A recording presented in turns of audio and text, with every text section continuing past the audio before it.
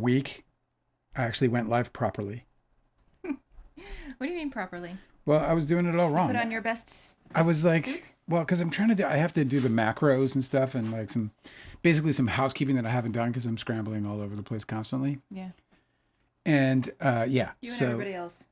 Yeah, so I just, so right now I'm doing everything chronologically because I want to just open it with a fade so that it's not like, so that, for replays, because I didn't realize that Not like a record I was kind of scratch? punishing people with the replays, with the big popcorn opening. And I was like, I wasn't doing a real good job. Yeah, there. whatever, man. We learn as we So now I'm trying to like improve all that, So you don't want to start with like a big abrupt record scratch? Car crash sound?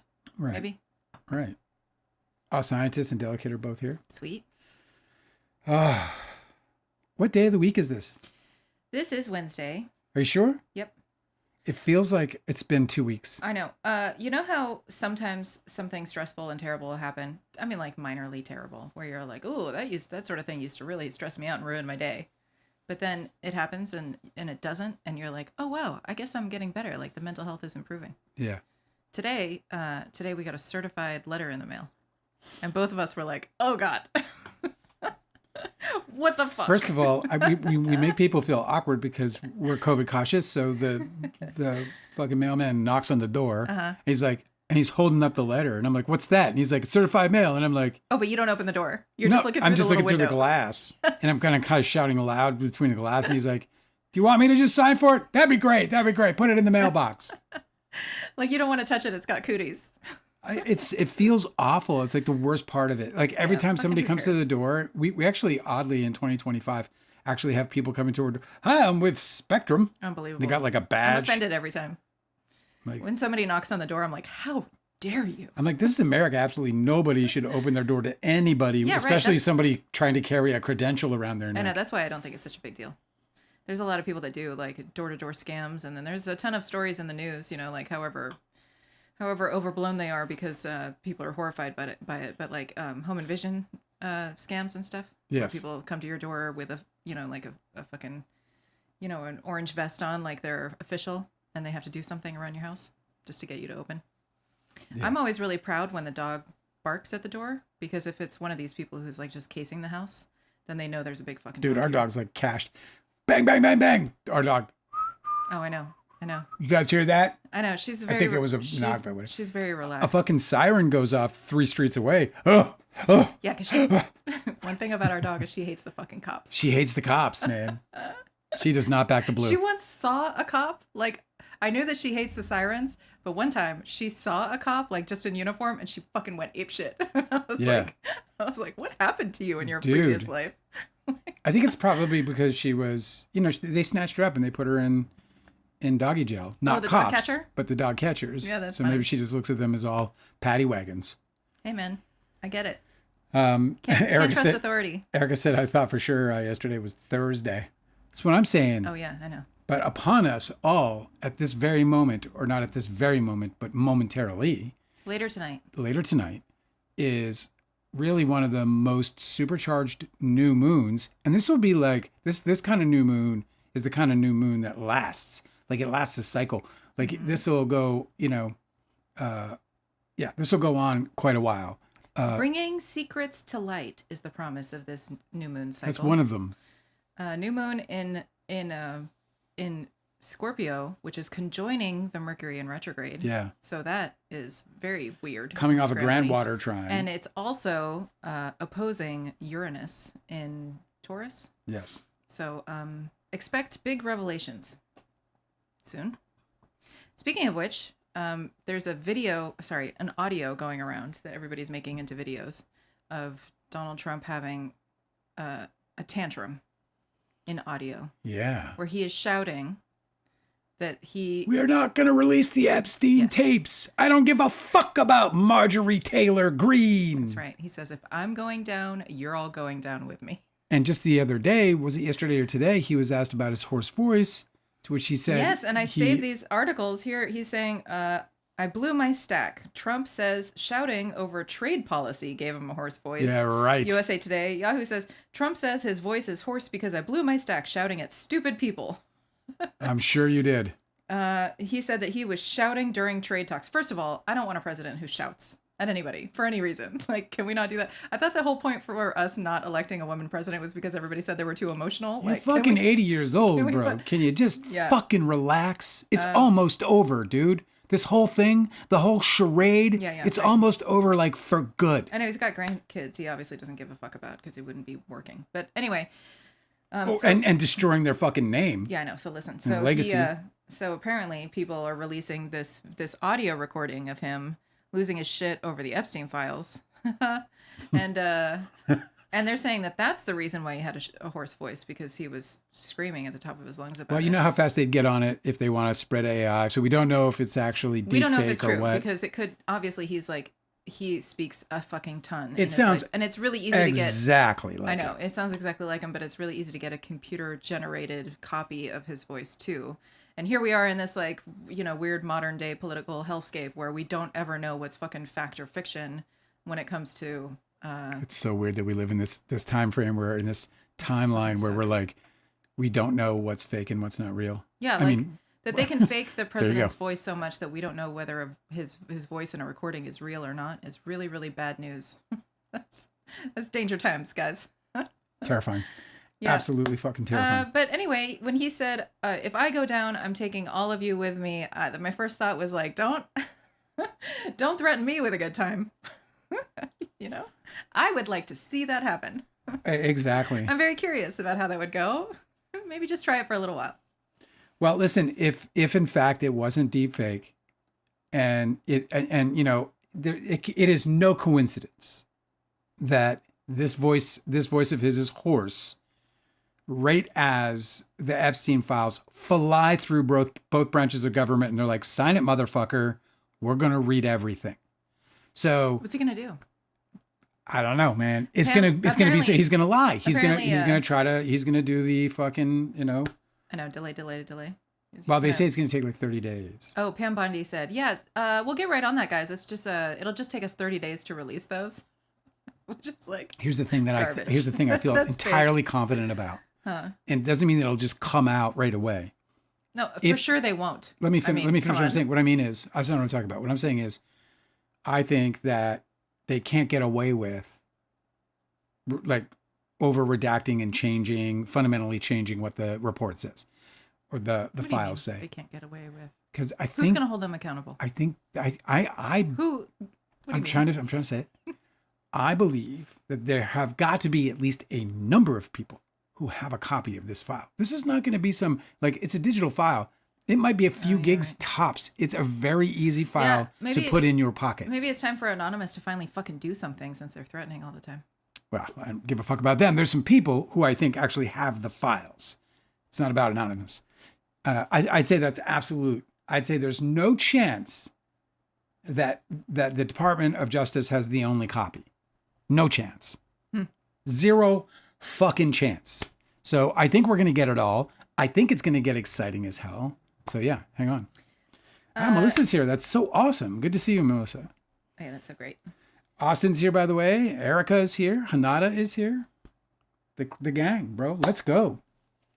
So anyway, that's the Donald Trump news. I'm excited for it. I can't wait till this happens. There is already the very first. Well, you know, first of all, there was also this thing about how Bubba. Did you hear about this thing? Mark Epstein, who is Jeffrey Epstein's brother, released some like email or something that inferred a clarification that Bubba went down on Trump. Oh yeah, and everyone got to conclude, because I guess Clinton. I didn't know this, but Clinton has a nickname, Bubba. Yeah, but that is not He's the from Bubba. Arkansas. Yeah. That is not the Bubba. The Bubba that they were talking about. It's a different Bubba? Yeah, it's this guy who... Or do they want you to think it's a different Bubba? He's that guy who ran the modeling agency. Do they want you to think it's a different Bubba? Oh, no, it's definitely this Bubba. Is it very conveniently a Bubba who has passed away and can't speak for himself? Not that one Bubba that's still alive. It's the other guy? I feel really confident that it's definitely the Bubba that passed away. Oh, okay. I feel extremely confident that it's that Bubba. Because they were extremely close, like, you know, all of these guys. Like, Bubba was in the center of it all. And this guy is this modeling agency guy. His name escapes me at the moment, but I will get it for you. Anyway, he was found unalived in his cell in Paris. He was awaiting a trial for the Epstein crimes. That is also fishy because he was found unalived in the same manner that Epstein was. Well, I don't know. I think a lot of people don't think very suspicious. you do, but a lot of people don't. Apparently, and I'm not here to argue with you, but apparently, more than, more than one person has witnessed him attempt multiple times to take his life. But what is suspicious is that they did not have him on watch at all. It was like, all right, night then. Oh, did you try that? Didn't work out though? Well, we're glad. We're glad you're still with us. See you tomorrow. Might be pretty quiet around here tonight. There's not a guard on duty for really far. Like maybe away. the way they unalived him was just being like, night night. Maybe that's how they did, just like, you know what you're doing. We know what you're doing. We're going to be over here eating our roast beef sandwich. Listen, I'm going to be all the way across town. Here's my number. If you need something, just call. Nobody's going to be here for miles, though. It's so scandalous. This is such a scandalous moment in American history. It is one of the most scandalous moments. It's up there with the Catholic Church and that fallout, which, by the way, I don't understand why that hasn't really completely crumbled. Like, it really still blows my mind. Like, the Catholic Church just goes like, okay, well, we're just going to go about our business. Is that cool with you guys? Yeah, we know that we've had literal pedophiles in every single archdiocese. It is very, very well recorded in multiple cases, all over the world. That it has been a huge cover-up. Yes. By the global by fucking the cover-up authorities in the church. That is the biggest pedophilia cover-up in the history of mankind. Yes. No doubt about it. I know. And people don't even really talk about it anymore. No? Like everyone's talking about Epstein, and Epstein is fucking horrendous. 1,000 girls, they say. 1,000 or more girls. Fucking A. I mean, that is just unfathomable. It's so deplorable. And it doesn't even touch, that's probably like one diocese or, one city in America for the Catholics. Somebody was for the Catholic Church, I should say. I don't know why this just sparked this thought, but I remembered. I think this is useful to talk about. So somebody was talking about how they're really irritated that Trump is back in the White House because all we ever do is talk about Trump. And he remembers that he didn't ever have to talk about politics before. Who? This person was complaining. He was see. like, I didn't used to have to fucking talk about politics. It's in my face all the time and I'm sick of it. And I was, this person responded to him and he was like, we're not talking about politics. We're talking about true crime. Like, this isn't politics anymore. No. None of what we're talking about is politics. Exactly. This is a huge criminal enterprise that has just seeped into our political world in this country. Yeah. And it's just like, we're no longer talking about, like, nobody's ever fucking arguing about policy anymore. No. As a matter of fact, we're talking about if anything, crimes and criminals. If anything, the political side might be on the mend. Like Marjorie Taylor Greene is influential, and it is entirely possible that this woman begins a mending that's happening politically, and that's not going to change the narrative about the true crime story that we're all watching. I'm going to breathe too. I'm going to breathe through it too, but I'll tell you, man, watch that interview. It's shocking. It's shocking. Yes, could she unwind in a week or two? Maybe. And if she does, then we'll be like, okay, she's Marjorie Taylor Greene again. But I have a feeling that she is. Here's what I think in terms of the ghost of whatever Christmas Future. I think that's what she saw. I think the ghost of Christmas Future showed her that she has been lied to wildly, and that she devoutly believed what she believed. And that makes her dangerous in 100 different fucking ways. But if she truly believed it all, and it's like coming out of a cult. Like, she might be coming out of a cult right now. This is exactly how I see it. And nothing is more dangerous to the cult than the person who's left the cult.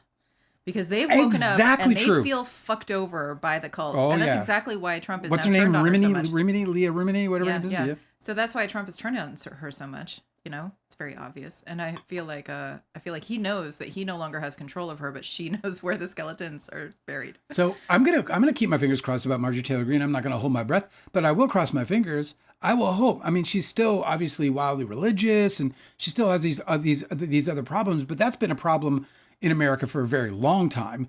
And typically one that we can, And you're only talking handle. about it as a problem, not because you hate religion, but because the separation of church and state is supposed to be a thing. Precisely that. Enforcing religion and people in society is not the way it should be in a free world. Do you want to hear? But yes, from the chat? I in Catholics alike. I mean, I have Catholic friends and love Catholics and got married to a Catholic at one time. Do you want to hear from the chat? Yeah, please. Delicate said Marjorie Taylor Greene is still a white nationalist. Yeah, for sure. She said questionable things on CNN. Yeah. I absolutely. There's no way that this woman has. I'm saying that she may be on the mend on her side of the fence. Like that side of the fence is so burning lava bad right now that somebody's got to pour water on it. And if it's her and it works, then that's going to be to our benefit. Because what we want is rational minds to start simmering to the top. When that starts happening, that's when we can maybe start actually at least getting out of the trouble, if not, actually creating something, progressively better for everyone. Cosmic Urgency is asking, what did she say that's white nationalist? She was confronted with the label, and then she said that she owns it, and she doesn't know why everybody isn't. She said that she believes in patriotism, and so she's conflating the two. But she's sort of trying to launder white nationalism and alt-right beliefs through this rah-rah United States flag, we should only be for us, America first type shit, Yeah. And it's a very clever scam she's pulling. Yeah, dude, obviously it's not true. I'm in Georgia. I saw some of those commercials of hers with the the whatever it was, the fucking assault rifle. Talking about shooting down, fighting against social democrats. It's you're like, oh, I saw this movie socialists. when it was called Idiocracy. This is so weird that this is actually happening. So I know who she is. I'm just saying, maybe she pours a little water out of that mouth instead of fire. And if that happens, maybe somebody squeaks by her that can actually make a difference. So we'll see. Or maybe she gets what do you call it? Primaried. And suddenly, they found themselves another kook. They're like, no, we prefer the kooks. Is kook a bad word? Can you say that? I don't know. Yeah. I know that you're not allowed to say spook or spooked. But you just did. But it's interesting to learn the reasons. And you're like, oh, there's racism again. Don't do that. That's what I mean in terms of we don't know what we've been taught. I know. Oh, that word I've been using and everybody's been using is actually racist. That's fucked up. Okay, well. No, Holy shit. Didn't know. I thought it was just everybody talking. I have to exchange that one for another one. Throw it in the pile. My bad. Erica said, I think Marjorie Taylor Greene is crazy, but I also believe that she passionately believes what she believes. Right. And it isn't just on a grift. Like some of these higher ups, I think, fully recognize they're grifting and they understand with each other that they're Trump. grifting. Yeah, of course. But I believe that the reason why she's had a change of heart is because she has to believe what she believes. And it was well, that's what's encouraging. It was because, contradictory for too long. People who are in a cult, when they speak from their culty places, it's like, oh my God, it blows your mind. Yeah. You can't even imagine that they think that way. And, Allison Mack is out right now, right? She's telling her story that people are going to find completely unbelievable. Because it got to the point where they literally branded women. It's just an absolute nightmare. And the guy who ran the whole thing is in jail for the rest of his life over it. So not a small deal at all. So these people come out of it. They wake up. They're like, holy fuck, I was a part of this. And here's what happened. And they have memories of it. The PTSD must be crazy. Who knows what she's going to go through. But if the first thing that she goes through is a panic to make right the mistakes she's made, holy fuck, can that be helpful at this time? Cosmic Urgency has a correction for you. Oh, great. He didn't say that Bubba went down on Trump. Oh. He said Trump went down on Bubba. Yes. That is what he said. My bad. Thank you for the correction. Delicate said that Bubba and all of them and Epstein are probably all on an island with Biggie and Tupac. Do you remember for years everybody kept having Elvis sightings? Oh, please. Do you remember that? Something that captured me was, those fucking magazines at the checkout. Yeah. Well, one of them said it had a picture of what was JFK at 65 years old. They said in the caption that he was living in the Alps. Oh my God. that he had the the capacity, the mental capacity of a 5-year-old. Oh. And he was like sitting in this like playful kind of position. I was like, oh my God. And then like JFK is alive. and then the other quarter of the color is like Bat Boy speaks. I fucking believed it for weeks, dude. For weeks I went around going, oh my God, wait till everyone else finds out. This is before the internet, obviously. When I was a kid, we didn't have the internet. I always remember, in the grocery store line, you'd look over at like the fucking National Enquirer or whatever it was, and it would always just be like Elvis sighted at gas station in New Mexico. I'm like, well, that's where he would fucking be. It's Nicolas Cage. Everyone stop. It's obviously Nicolas Cage. Okay. She said she's white nationalist, not nationalist. I don't even know cosmic origin. I really don't know.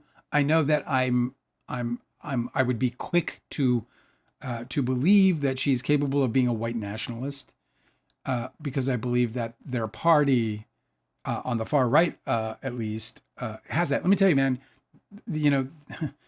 I got into town. I was here a couple of weeks, whatever. I think I told the story. I got sat down to meet with a billionaire, and the first thing they told me was, "You got to join the White Boys Club." I mean, this stuff is just real. It's everywhere. It's all fucked up. I hate that story. Yeah, it's the worst story, dude. It was how we started our visit here. I was like, man, oh, yeah, that's fucking. Because it's the thing. The two things I hate most are misogyny and racism. I think they're the same thing fundamentally, and I think that they have done nothing but slow this country down. Of course, rot its core. Rot its core. I think what it requires is a complete lack of curiosity, and to me, that's just despicable. Like, you have to be so afraid of the other to be like the other, in quotes, the other. Yeah. To have any of those beliefs, where you feel like you're superior to someone else. Like, I just feel like it's a fundamental, like, ineptitude to be mature and inquisitive and receptive to the world around you. And I just feel like, oh, okay, so this is like toddler shit that you're doing. Right. Because most of us grow up and then we like, want to broaden our horizons and learn more about different cultures and like find out what that person's like and what's this person's favorite thing and what is this strange cuisine like? And most of us just go through life and we're just like really cool and chill and not challenged by any of that stuff. We're curious and we're engaged with the world around us. And then there's these people who are like, no, I want the borders closed right now. I only want men around me all the time. America is for white people. Everyone else is weird. Did I say Shannon is here? Because she is. Yes. A sponge says, in the movie Chasing Amy, the waitress is called Flo. Was that a nod to Dawn's Plum the year prior, as they were both in the same indie scene? And the answer is, I so badly want to say yes. Like, I so badly want to like. Oh, but you don't know. Say it's definitely not. Definitely not. Yeah, definitely not. Do you think they're both based on the same person? Because you said that Flo was named after. Possibly. Oh. I think that television series Alice had a profound effect on my generation. I think all of us watched it. It was just a wonderful series that had, it probably doesn't hold up. I can't imagine that anybody, it probably really doesn't hold up. But at the time, it was good television. I loved it. We should have Kevin and I think Smith. so did a lot of people. We should have Kevin Smith on the show and ask him. Yeah, sure, man. Come on, Kevin Smith. Who knows? At some point they might have to begrudgingly come on. I mean, that would be the ultimate fuck you in the whole world. Is if this fucking live got so popular that these guys were like, oh my God, I have to, they'd be like, oh God, it's on the, oh my God, I can't believe I'm doing Dale Wheatley. Yeah, like the agent calls and they're like, you have to do it, bro. Everybody's doing it. They're like, dude, you cannot miss this. I just saw literally, if he doesn't tell you to go tell people to go see your movie, you might not win the weekend. Can you imagine? I want that so bad. Of course, see how I dream? It's so big all the time. No, I know, but like, we're going to be lucky to get to 1,000, man. I mean, we're, what do they call it? Don't talk like that. What? I will. I'll feel very lucky. I think every time I see another advertisement for that Hot Wings show, yeah, I'm like, how the fuck does he book these celebrities on here? And that's the conversation they're having with their agent. The agent's like, okay, so I got you booked on the Hot Ones. They love it. People love that show. Really? Yeah, no, the celebrities love the show. They want to be on it. It's just like Bill Hader wanting to be on, What's in My Bag. you know, he requested to be on Yeah. What's in My Bag. They didn't send out a request. He was like, I want to show you what's in my bag. Very much so. That Dale's And it's talking not about, just because he wanted the free shit. Dale's talking about a really great series, Amoeba Music. I don't know if you guys know what that is. It's in California, but it's a huge music Delicate store. Nose, definitely. She's Amoeba been there a Music few times. Has a YouTube channel, and they interview a bunch of celebrities about what they're shopping for, and it's called "What's in My Bag." It can be really fun. It can also be extremely boring. Like sometimes it's like, is that it? And they're like, yeah, okay. And like even the producer or whatever, they're like, okay, well, you go and enjoy that then. And it's not that they like had bad selections, but they're just like, yeah, got this Making Movies by Sidney Lumet. I just recommend it because Sidney Lumet's good at it, you know? There's no direction about it either. So there's some people who are like, they'll curate some like a show and tell of their favorite, most influential albums or whatever else they picked up. And then other people, which is really interesting. And that's why I like the show so much. But then you okay over there? But then other people will be like, yeah, I just went shopping, and they'll pull out all of these things from their bag and then show you what they got. And they're like, I don't know. I've never heard this album before, but it looks pretty cool. And then there's this one. I've never heard this album before, but my friend says it's good. So I picked it up. It's so boring. Falcon said she was just at the Berkeley location. The last time I was at Amoeba was before we moved to Georgia. It's where we went and sold our records. Mm-hmm. We went and sold we were like, yo, you want to buy these back? Yeah, basically. You know what I mean? It was pretty great. They were fucking great, man. They gave us great prices for our stuff. Like I felt like well cared for, even though obviously you take a hit because you're selling to a retailer. Yeah, right. So you got to wholesale that shit. I hope they went to good homes. Yeah, and they take good care of their stock and everything. I love that place. Long live Amoeba Records. Yeah, Amoeba Records. By the way, Liev Schreiber was hospitalized. Did you hear about that? Yeah, what happened to him? He's all right. Did you find out? I don't know yet, but he apparently he got cleared to work and got cleared to return work. They ran tests. He probably had a fucking panic attack. He probably didn't know he probably doesn't know. He probably thought he was like total. He might be like me that you know you're going through life and you're like, I'm fine. I'm completely adjusted. I got through it just fine. Everything is okay. No, I got this. I got it. And then all of a sudden you're like, oh my God, what is this from? You have no idea. You're just sitting there like, why is this happening in my stomach right now? You don't even know. Just because it comes out of nowhere sometimes, you know? Yeah. You keep that shit kind of bottled away because you think you got it all fucking sorted. Whatever happened to Liev. Now, I'm not saying anything did happen to Liev. Maybe I hope nothing happened to Liev. I hope he is, you know, just had a little medical fucking emergency that they all took care of. Hospitalized always sounds really severe, but it could be. Well, it's a headliner, yeah. He went to the hospital because he like stubbed his toe real bad and had to check if it was broken. I don't know if it's gas or my appendix. I can't tell. Is it gas? It is gas. Okay. So what do I do? Oh, okay. It's pretty here much. or just. Okay. You guys are funny. Oh, Maggothead 1980 is with us said, yes, I watched a few episodes of those Amoeba videos. Yeah, they're fun. They're really super fun. They can be super entertaining. I'll tell you, man, John C. Reilly is my favorite, hands down. Like I loved all the music he took us through. Whole bunch of like a straight up hit list of great shit. Dude, that you've never heard. Me. Yeah, he like, especially when it comes to like eras, like, you know, Frank Sinatra, for example, is like, I kind of know what to look for now with him. Whereas I never really did, because Frank Sinatra was just a guy to me, an enigma, really, because it was not. My parents didn't even like that guy. You know, he's just from their era.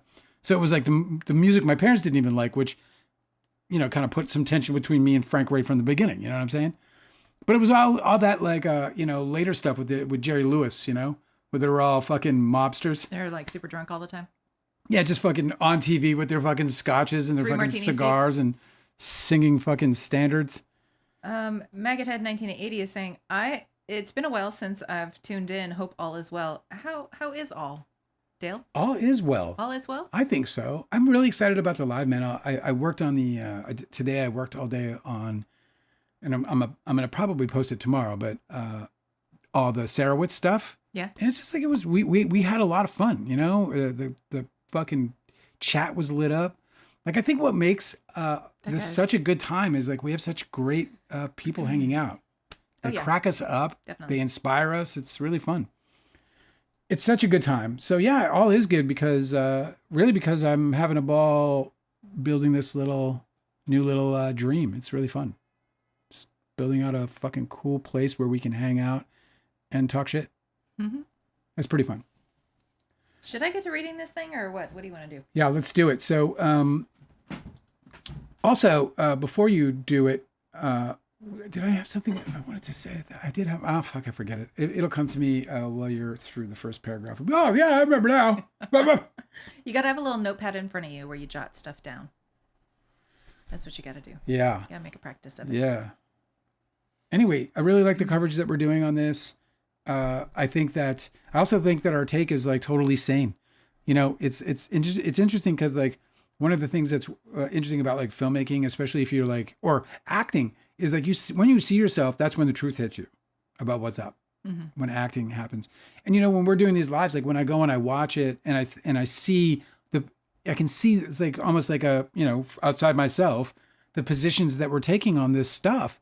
And it's solid, man. We have a solid take on it. And so we do would the people feel that way, though, you know, because it's not necessarily, actually. I'm pretty self-critical. I'd actually be coming on here and saying, hey, man, I think maybe we're being a little ridiculous. But we're not.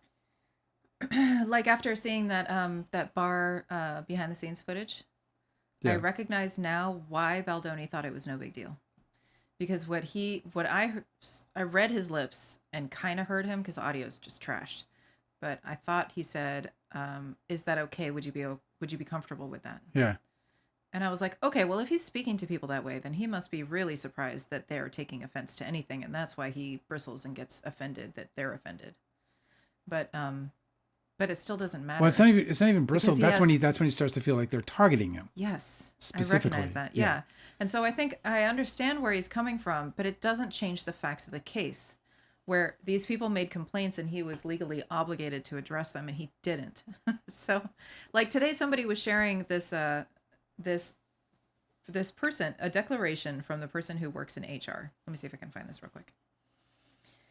This declaration from the person who works at Wayfarer's HR, where they were saying that they know of one HR complaint. From It Ends With Us. Yeah, let me see. I can't find it. Anyway, they were saying that they recognized that, then they were admitting that they know of one HR complaint. And everybody was sharing this online saying, well, this is how you know that Blake Lively's lying, because there wasn't even another, according to the HR person, there wasn't another HR complaint. Well, why the hell are they not seeing that as a fault of the fucking management in Wayfarer when we know, and they've admitted, that Blake Lively did complain? She verbalized complaints. And if HR never heard about that, that's their fucking fault, right? They don't know. I don't think it's a CRD requirement to file a complaint with an HR department. The law does not mandate that Blake Lively do anything other than voice a complaint. And that they said that this person said that there wasn't a recording of it. That means that they did, in fact, violate the law, which is what makes them vulnerable to a civil lawsuit. You know what I mean? Yeah. But it's weird that they're trying to turn that around on her as if it's her responsibility to file an HR complaint. You know what I mean? The law doesn't say that it is. Cosmic Urgency is asking if this is going to be for the rest of the life. I don't know. I know that we are just finishing this. There's two things left of the major things left on the evidence. Until the end of November. That fell. Yeah. Which is, and we want to get it on tape. Yeah. Which is this rest of this summary judgment. And then we have the interrogatories, which are massive. They're crazy. So Blake Lively answered questions from the publicists as to, they were like, you need to be specific about what we said that you think was a smear campaign. And so this guy in this neighborhood has this fucked up car and it's so rude. Okay. I don't know if you guys heard that. They probably didn't. Keep going. Didn't. So the interrogatories document is about Blake Lively answering the publicists about what they said that was a smear campaign. And then, so this one, what I was going to read today, is Wayfarer's motion for summary judgment, where they're sort of lining out the case for why Blake Lively's claims should be dismissed, adjudicated on before a trial. Correct. Not dismissed. And there's loads of really wild shit in there. Yeah, I basically just wanted to share it with Dale to get your reaction because I think it'll be funny. And then I was like, oh well, I should just do that on the live. Oh, is that what it is? I like to show off. You're baiting me? Yes. Well, I'm down. You know, I'm game for funny that. You are. Let's see. I look forward to it because I'm sure it's going to get under my skin. I'm sure of it. Scientist said, I want a cut of just your epic rant from the end of yesterday's. I haven't even seen it yet. I know that Angela was like, no, you got to stop, Dale. And I'm like, no, I'm out of it. I'm gone. I was like, it's 3 hours in. Like, it's too late to be losing your shit. Yeah, I kind of went off. I haven't seen it yet. Well, I hope it's well good. Yeah, I'll cut it. I'm going to cut it. I'm probably going to go to that one next, actually. I'll probably do Baldoni, then I'll do Heath. Because I think Heath was the lowest key of them, of the three of them. Yeah, but he revealed a lot, though. No, I'm going to definitely cut it up. We're going to have it all. People are also talking about him a lot today, blaming Blake Lively for exposing his wife and her private video to the world, which is like, obviously, if there's anybody responsible for that, it's Jamie fucking Heath, who had it on his phone, you know? The Junk Farm said, Justin Baldoni just figured out how to beat sexual harassment claims. If you have no HR, you can't have an HR complaint. Yeah. Can't get sued. Genius. Can't believe nobody ever thought about that before. It's so stupid on its face. They already testified that the HR person wasn't even in the office pretty much ever. So it's just, you know, he couldn't tell you where the 800 number went. I mean, it's just a fucking, you know. A scientist said they don't even know if the hotline they set up had someone answering. Oh, yeah, there you go. Even if Lively had tried to go to HR directly. No, they could not testify to its, you know, efficacy or availability. Yeah. And, you know, it sounded like maybe it was like a pay or play situation where it's like, yeah, if you call, then we'll charge you. Or maybe it's just a flat fee. They literally had no idea what the fuck it was. And it doesn't matter because I would not personally, if I felt harassment, I would not feel comfortable calling an 800 number provided by my employer. Like that's not how I'd want to like, file a complaint. I'd like to complain about the boss, your boss, my boss, all of our bosses. Can we talk about our boss, please? Yeah, and I mean, HR department is similar, but at least with HR department, I fill out a form. There's a record. Well, also, I put my story out there. It's not somebody talking. It's really stupid that he didn't use it because it would have protected his company. If he had followed the protocol for how to address sexual harassment complaints in the workplace, she would have had her CRD complaint would have gone nowhere. I mean, well, there was retaliation. So if he had also not done retaliation, then there wouldn't be a lawsuit. There wouldn't have been a CRD complaint. There wouldn't have been a New York Times article. There wouldn't have been anything. Because he didn't take care of his own company when she complained, he made himself vulnerable to this lawsuit. That's why he's in this. Yeah, I mean, and Junk Farms, I was just about to say this. The actual policy said to report to her supervisor, and that's usually how it goes. You report up. So then it becomes the supervisor's responsibility. And they admitted that that's what she did. She called a meeting. She called a fucking meeting. On June 1st, she was like, this last month of filming has been a fucking disaster. I need to tell you guys about this event and this event and this event. She did exactly what she was supposed to do. They didn't escalate it the way they should have. And now that's not her responsibility. So then she had to escalate it. That's what happened. I don't think she's going to have any problem proving sexual harassment. And I don't think anyone is going to think that at least from what I can tell, that the sexual harassment was, you know, out of like, you know, like unforgivable. It's bad. It's horrible. It shouldn't be there. It's stupid. It's such a waste. It's just like such a waste. Okay. Speaking of a waste, would you like to hear about this motion for summary judgment? Speaking of a waste. Yeah, sure. Hit me with it. Yeah, there are a few lies on the very first page, and I want you to tell me whether you spot them. Okay. Okay. Introduction. Lies. This is the memorandum. There's a separate document that's a statement of facts. I'm not going to get to them both because they're long. And these guys are so hyperbolic anyway, so who knows how this is going to read. Blake Lively, an immensely powerful A-list actor, agreed to act in a film adaptation of It Ends With Us, a book with themes of sex and domestic violence. During the initial stages of filming, she voiced objections to certain on-the-set behavior she did not like. That behavior, involving no more than miscommunications and awkward comments, falls well below the threshold for any claim of sexual harassment or other legal wrong, especially in the context of collaborating to make a sensual and provocative sexually charged film. Regardless, Lively's concerns were heard and fully accommodated. It is undisputed that whatever she claimed to have experienced ceased. Filming continued during all future stages entirely without incident in an environment Lively touted as redacted and redacted, including the filming. Fantastic. Absolutely life-changing. including the filming of all intimate scenes involving Lively herself. Even Lively's then lawyer said no formal HR process, let alone litigation, was necessary. Any issues had been successfully resolved. Months then went by, but as the film was edited and moved towards its premiere, something else happened. Lively asserted control of the film and took aggressive steps to minimize Justin Baldoni's role. Even though Baldoni had conceived, directed, and co-starred in the film, and it had been produced and co-financed by his production company, Wayfarer Studios, Lively took all the credit. She wrote the Producers Guild of America, redacted. Dear Producers Guild, it is Blake Lively the Great, with a quick announcement of my greatness to you directly. I have successfully taken over a film. Of course I'll take your pithy PGA. But wait till you hear what I've done.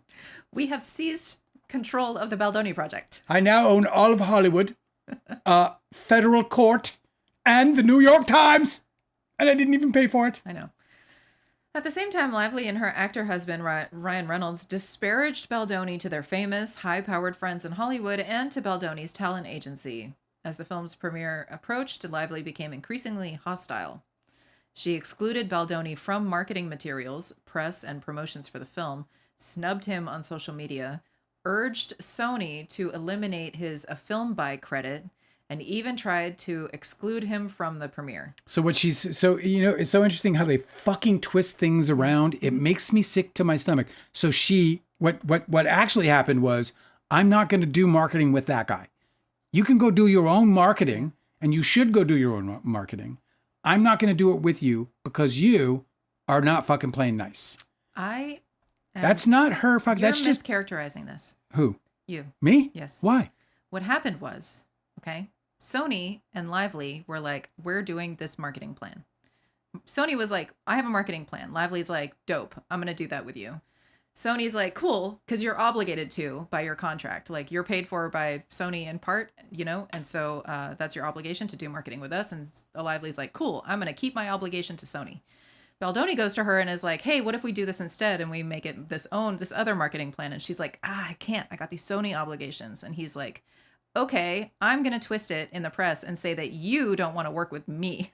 Instead of Baldoni saying he doesn't want to do Sony's marketing plan, he made it seem like she wasn't going to do his. When the marketing plan was Sony, because Sony is the marketing and distribution entity, Wayfarer wanted to do their own marketing, and they had these ideas from long before they were involved with Sony. And for some reason in their minds, that supersedes anything that Sony came up with.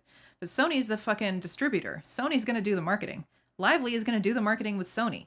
I think it's entirely possible that they went fucking rogue, and they're blaming Lively for it. I think it's entirely possible that Blake Lively did say that she didn't want to promote the movie directly with him side by side. It's possible. I think that I'm just saying that it's quite common for director and co-stars to do press junkets together. It's in fact the norm. Mm-hmm. So for them not to do that was not about a marketing plan. And, I heard things like, oh, well, it's because of the DV between the two. And I call bullshit 100% on that. No, it's total bullshit. She was like, I am obligated to do the Sony marketing plan. And if you, Baldoni, don't want to do the Sony marketing plan, then I don't know what to tell you. But that's what I'm doing. Yeah. Blake Lively is doing the Sony marketing plan. And there was also whatever tension there was an intention for him to be at the book club screening. He was supposed to be at the book club. Yeah. He was in the hospital. And she was there. No, but he was in the hospital. No, I know. He couldn't make it because he was hospitalized. I understand that, but I'm saying that he was supposed to be there. Yes. Yeah. So that would have been them together at the book club. That's my point. And he wants to scapegoat her for that too. He says that then he changed the story and said Colleen Hoover put him in the hospital. But he's scapegoating her for his having missed the event. For putting him in the hospital. Like, come on, this guy's nuts. Okay. Do you want to hear more? I do, please. I also noticed that she urged Sony to eliminate his A Film By credit. And there is literally no evidence of this. There is Sony marketing asking Baldoni about his Film By credit and whether it can be removed from marketing materials. What I find incredibly interesting about all that is that they slap about her face the vanity credit of executive producer. Oh, I know. The biggest vanity credit in film. Yeah. Like, without any question, the biggest vanity credit in film is A Film By. Because it means nothing. And A Film By it came from marketing. Yep. It's because people like Steven Spielberg started happening, right? So it became A Film By. Yeah. They used to be back in the day. They would do it'd be like it's a Wheatley and Wheatley picture. You know, it would be the producers. They would name it. They'd call out the picture, and it would be like, you know, it would be the producer. It'd be a Bruckheimer, a Simpson Bruckheimer. Right, because a film by Spielberg would always be because he's producing it, but he's not directing it. So he wouldn't have been on the poster otherwise if he didn't have the film by. And then suddenly people started recognizing directors, and directors started getting this film by credit, but it was used as marketing. It wasn't it was used as like, oh, well, people loved this. Spielberg won the Oscar, etc. You know, so now we have a film by. So he's whinging about this film, which is, but it's pure vanity, by because the way, he literally has no one gives a fuck about a film by Justin no, of course Baldoni. not.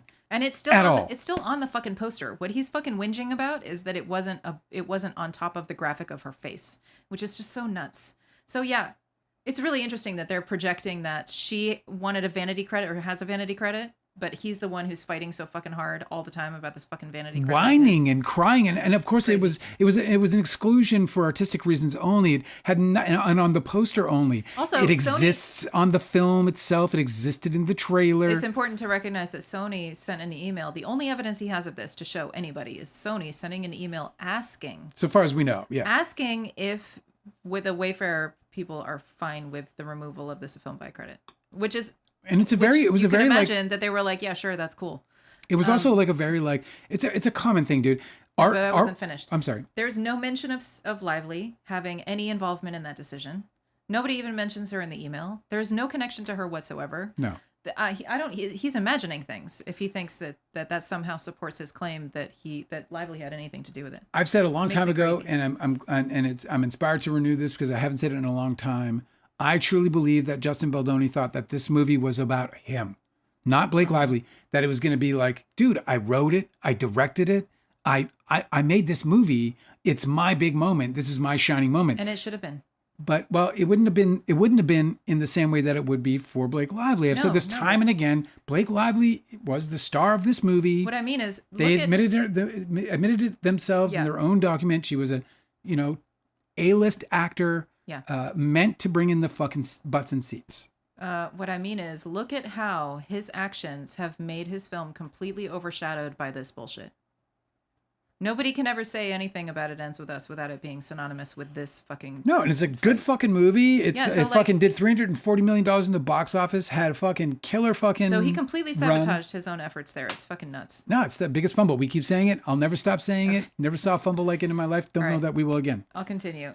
In light of these astounding developments, according to Wayfair's motion for summary judgment, in light of these astounding developments and not the minor concerns about the on-set behavior raised and successfully resolved many months earlier, Baldoni sought the advice of a crisis management public relations firm, as any responsible person in his position would do. He wanted to minimize fallout from media coverage of Lively's increasing attempts to alienate him from the film. What? You can't be alienated from your film. I cannot believe it. They own the movie. He's the director, the star, and they the fucking owner. The fucking movie. They're locked out of their own store. Insane. Looking out from the inside. Looking in from the... God damn it. Hey, do you know what? Before you continue, can I answer this question? Because it's come up twice now. Well, somebody said it's a good question, so I'll throw it out. It's the producer question. What do producers do? Executive co-producers, etc. I'll whip through it, okay? Real quick. So what producers do is interchangeable. And an executive producer can do what an associate producer does. An associate producer can do what a regular producer does. And a regular producer can do what a line producer does. And to break it down into its sort of simpler terms, most associate producer credits are, it's a kind of a glorified PA credit. It usually means they did or brought something reasonably valuable to the production, or that they have been valuable in previous productions and were promised that on the next production they would get an associate producer credit to move them up the sort of food chain and into the higher paying jobs and the more recognized jobs above the line. So associate producers are the least of them. Co-producers are more substantial. They're just one shot under regular producer typically, and they can do anything from, bringing in business deals for it, attachments, could be director, writers, could be producers, additional producers, any number of things. a co-producer can do to earn that kind of credit. But it is substantial. It wouldn't be a small thing. If you got a co-producer Like you didn't credit, bring hoagies one day and now you're a co-producer. right? Or even like, like got somebody a cool location, or even like maybe like a co-producer wouldn't get a co-producer credit just because they brought like, a supporting cast member. A co-producer credit would come like if they brought like somebody substantial or made a substantial contribution to the development of the screenplay. Also, they could be considered a promoted producer from associate to co-producer because they did that on a previous job and now have the same job. So they don't necessarily have that defining moment necessarily, but they did have that history and brought that history forward, and then have and with that sort of have a level of expertise that is recognized. And then you get into producers, and producers are typically the people who set up the movie, they got the movie, they own the properties. These are the producers who developed the screenplay from word go. They found the writer, they found the director, they had the relationship with the big star, they set it up at the big studio. They're the sort of so I'm a producer. So you work day to day, always on the film. Every day, all Everything day. Everything that happens on the film, you're involved. Most producers are making a lot of the decisions, in charge of, if not the entire production, which you'll normally see as produced by, but also, if not the entire production, then certain departments, multiple departments. So producers. But there's a long list. I think there's like 5 different people who are accredited as a producer on It Ends With Us. Yeah. And so those people obviously aren't weighing in on every single decision all throughout the production. That's what I'm saying. Entire time. Some of them, now look, some of those producers brought major attachments. They were the reason the movie got made. Those producers could have brought money on board. Often, that's given an executive producer, but if it's substantial, then, you would see it. And I don't think that's the case in this movie. In this movie, I think it's probably more like just major contributions. But you won't find very many vanity credits going down in the producer credit. Yeah. It's a space that is sort of protected by the people who run the movie. Yeah. Like, I wouldn't let just anyone be a producer on my movie. I'm a producer. I will gladly elevate somebody to producer if I feel like they've contributed enough to be one. And but I would never just hand that out willy-nilly, if you will. And then executive producers are often heads of studios. They can be actors who are giving executive producer credits because they want to get an additional bit of recognition for elevating the film, because it could be they could be the pivotal reason why the film got made in the first place. Yeah, also, so a financier might say, by one producer who brings a financier aboard and says, hey, if you get me Blake Lively, I'm in for $20 million. Yeah. And then so the person who lined up that person who said, I'm in for $20 million if you get me Blake Lively, if that person brings Blake Lively in, boom, now they've got their credit. Also, I imagine if the studio brings on an actor and they're like, hey, so at the end of this movie, what we want you to do is go on all of this press because we're going to do an Oscar run or something like that for like the director or the film or you or whatever. And I want you to make sure that you're going to do all of this press. You're going to spend 2 months of your life fucking on the road promoting this movie. They're going to be like, I need an executive producer credit for that. Well, not really. I mean, that the marketing is something that like every actor shit is expected and built in, and you've got to promote. That sounds miserable. They get paid really well. Blake Lively got $1.75 million just on her salary. I think she can, afford to fucking give up some of the time it takes to promote the movie, since she's been so handsomely paid. And by the way, and then she's got another, and then like a lot of these actors have their back end, and I mean, you're a QVC for your own product at this point. So speaking of Blake Lively, so if she wasn't a producer before post-production, and then there was this issue about Baldoni's director's cut versus the theatrical cut that the studio was trying to craft, that Sony was trying to craft, and if she stepped in and helped Sony finish that, are you saying that reliably earns her a producer's credit on any other film? No, I wouldn't say that. I would say that that it was the Taylor Swift attachment that got me, that would say, oh yeah, you're a producer on this movie. The rest of that, any day, no matter what. The rest of that, I might say, hey, like, I think this is good co-producer contributions. Like if she's in the editing bag making contributions, that feels like a co-producer to me. That does not feel like a producer unless she was in from like, frame one and really did like contribute a lot. So, I would be very judicious about giving that credit out. What they do claim that she she did contribute was the Taylor Swift song, which is massive. That's like a fucking with the letters producing all day long. So if Sony thought that the score that Baldoni had paid for the film wasn't right, and she brought in a composer to create a score that Sony did like, she would have been given credit for that. Yeah, I mean, again, that's like, hey, check out this guy's work. It's awesome. While that definitely falls under producing, and it does it. I wouldn't give it a credit for it. Like, I wouldn't say, oh, hey, man. And even if you give me like, I still feel like she's co-producing at this point. And then also, if Lively was like, hey, Sony marketing, I have like this company that can take care of some of your promo shoots for you. My husband runs this marketing company. So you guys can outsource some of your promo shoots to this company so that you guys don't have to do that yourself. Would that also qualify for? I mean, it would not be for me. It would not. I would be reluctant to give somebody a producing credit for that, especially since they're directly benefiting from that. Money is going to flow through from Sony to their company. So, for me, I'd be like, yeah, you've got a good marketing company. Good on you. Let's go ahead and do that. Do you think that Blake Lively deserved to have earned a producer credit through the making of this film and her contributions in it? Overwhelmingly. But even though I itemized all those things and you were kind of waffling about whether those counted. Yeah.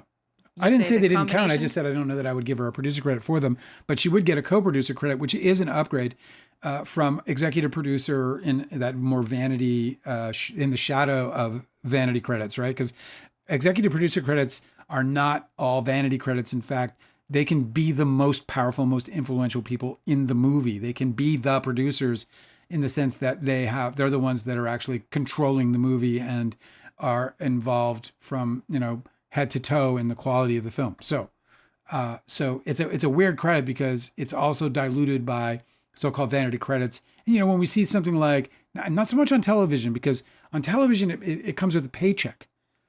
In film, it's totally different. That's the other thing about credits and producer credits. They're very different in terms of from film to TV. From film to TV, yeah. They're very different. Produced by credit, it still has that same kind of weight in terms of like talent and contribution to a TV show, but it's executive producer in a TV show that you want to be. And they're the ones that are typically the creators, the writers. They're in the writing room. They get assigned specific episodes to write, maybe even some to direct. So executive producers in the TV world are typically a totally different ballgame, and used much less as a vanity credit. I guess it's possible they still might be, but we don't have to in all likelihood, if you see somebody in a TV show with an executive producer credit, they're doing something really major. So do you think that she got a PGA credit from this film? Yeah, she deserved it. You think she deserved it? For sure, of course. Because everything you mentioned to me, co-producer, and then when you add Taylor Swift to the mix, it's just producer overwhelming at that point. Okay. Because Taylor Swift is nothing you can get unless you have, that is the biggest favor you can get pulled. Yeah, like in you can't Hollywood. buy her music. Her music's not for sale. Mm-hmm. They would have no other way to ever get something like that. And I truly believe, and I bet you Sony will testify to this during the trial. Like, remember this: the breaking point for success for them was Taylor Swift.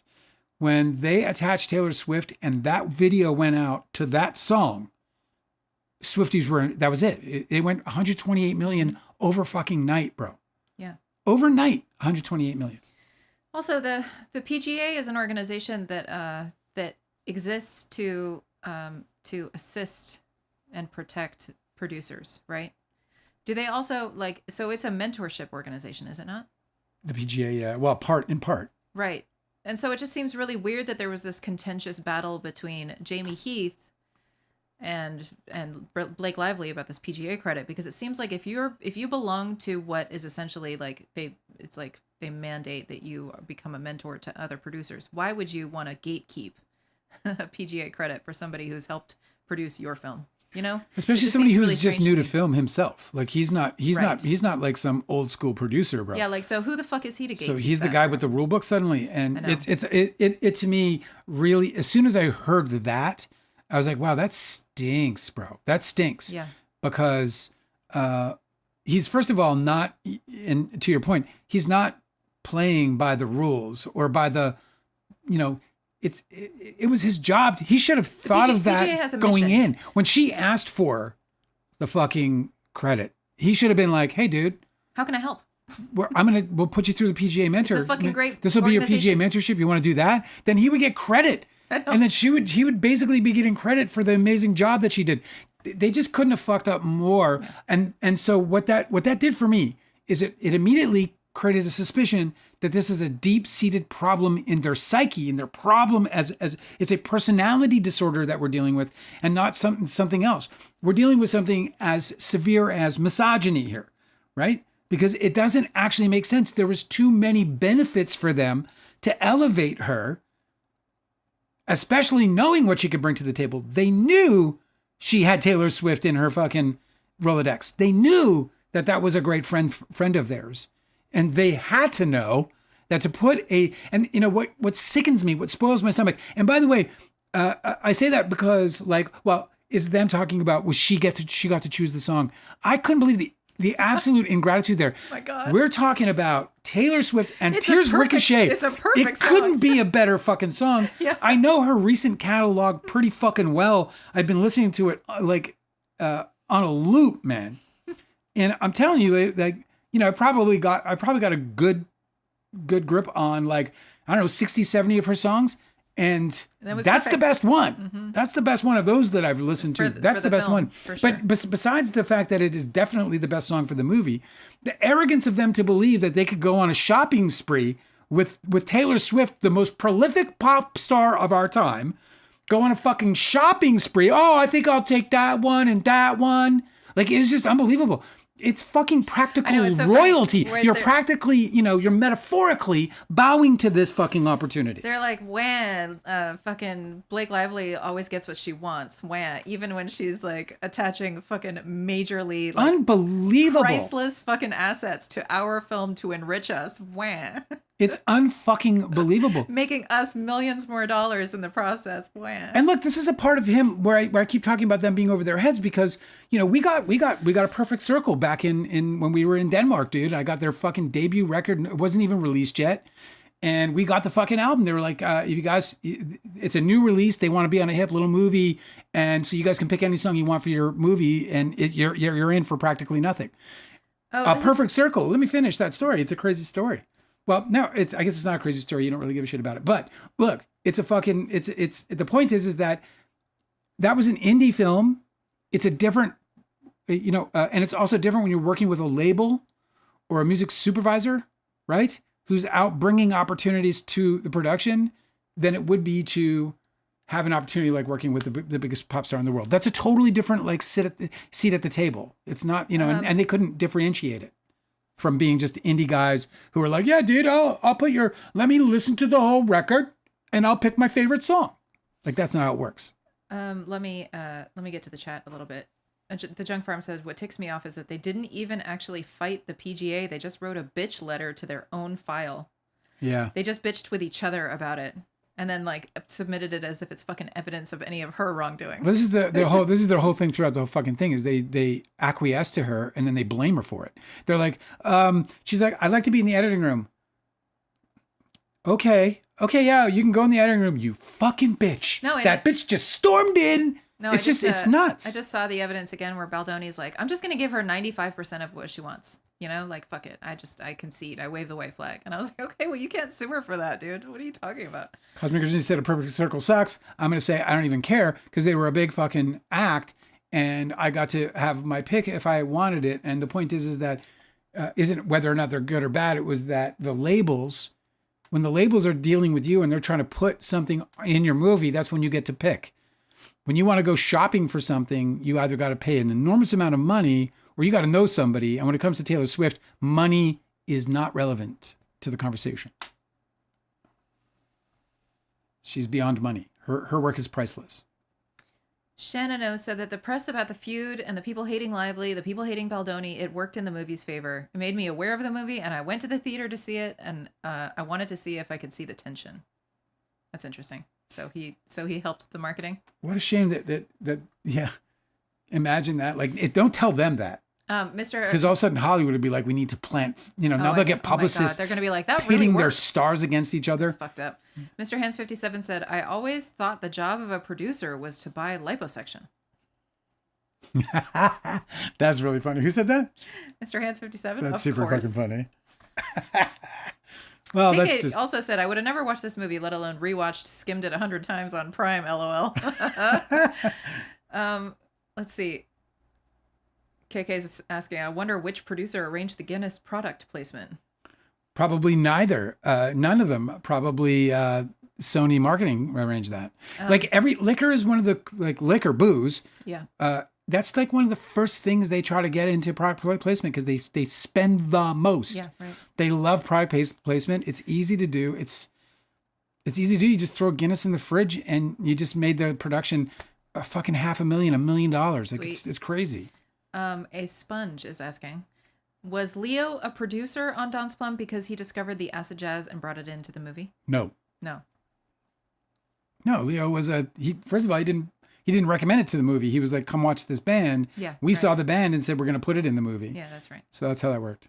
If he had done that, look, Leo could have been a producer on our movie. All he says, I'm going to be a producer. Okay. What a fool. He should have. He should have. Yeah. He would have actually been able to get away with it. The truth is that we just got severely underestimated.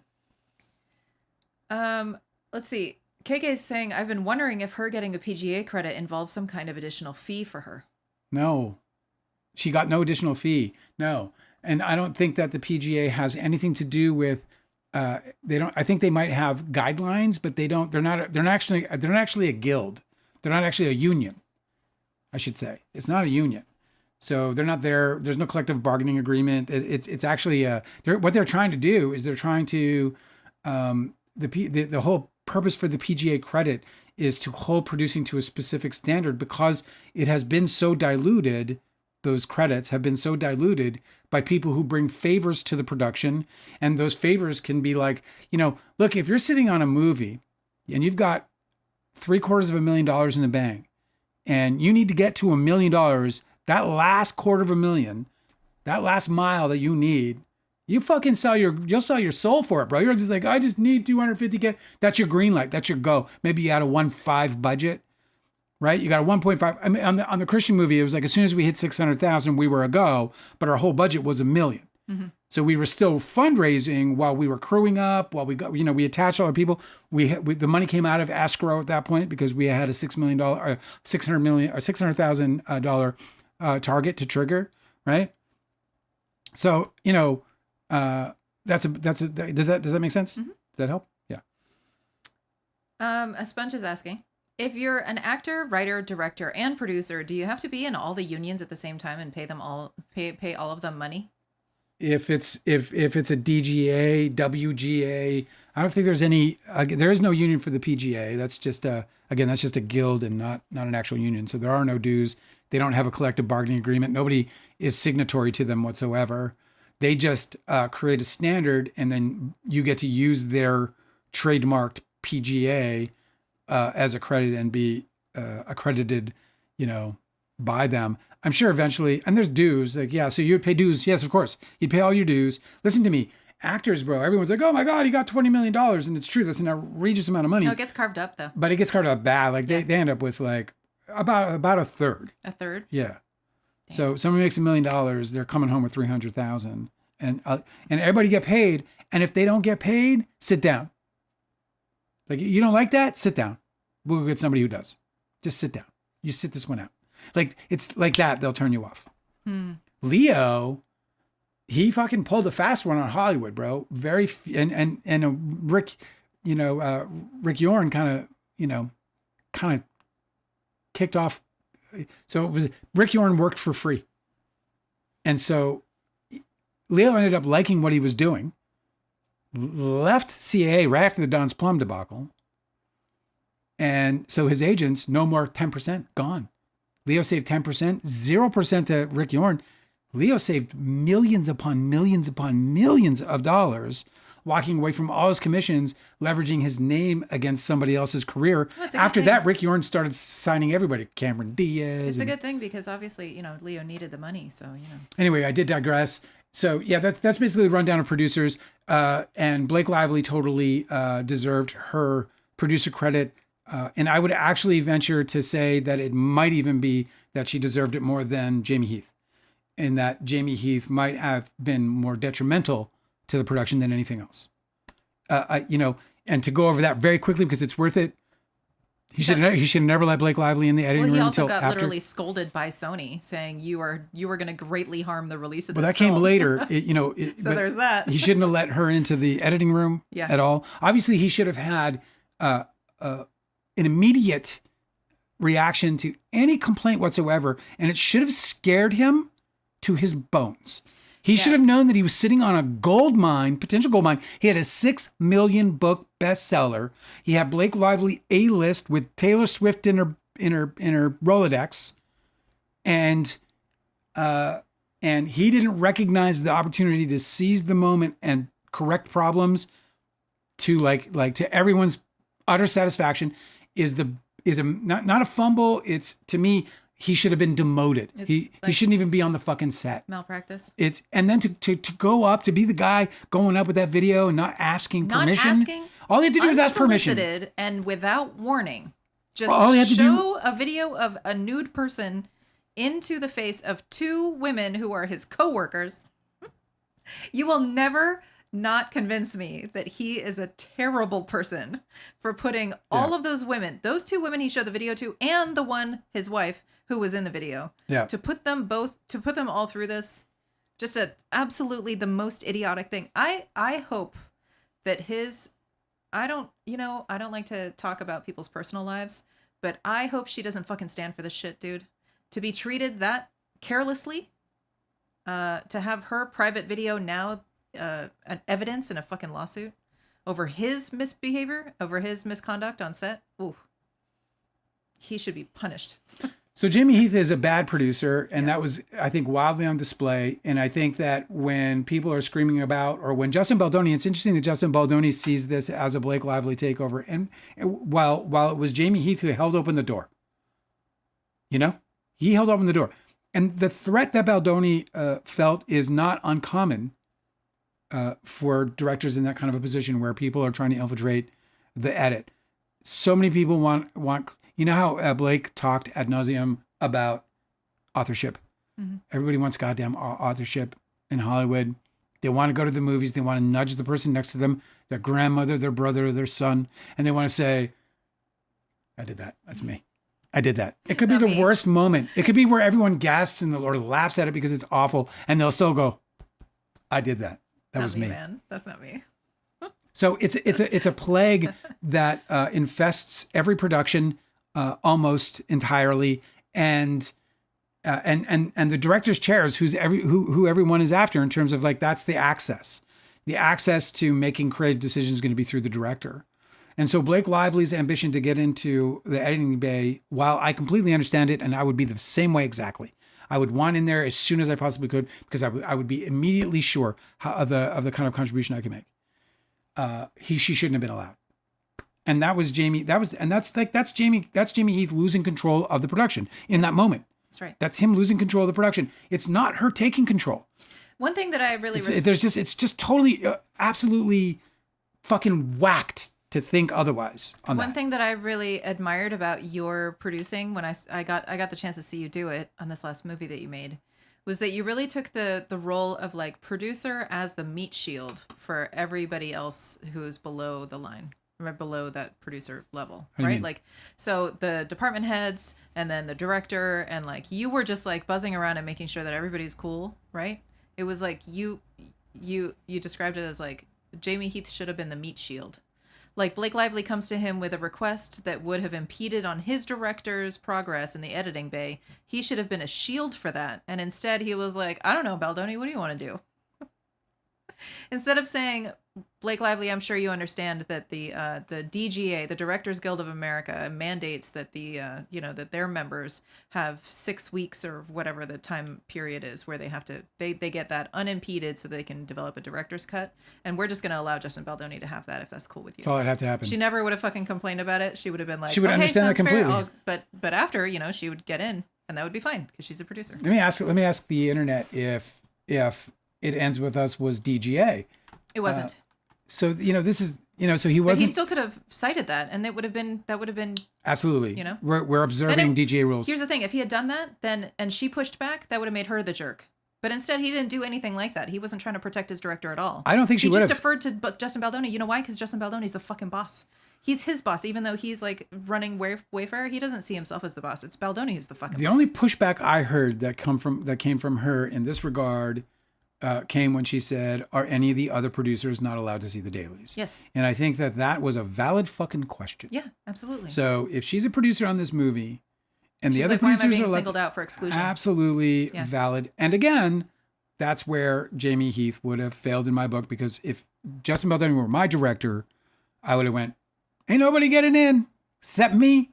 That's right. it. Yeah. Me and Justin. That's the fucking world, and that's Yeah. it. Good. Have a good day." And then after 6 weeks, we'd open it up to No, but you're right. That would have answered that Lively question. If she was like, are any of the other producers allowed to see? And it's just me being excluded. You'd be like, no, nobody's allowed to fucking see. except me, and because I am This the isn't a fucking producer. free-for-all.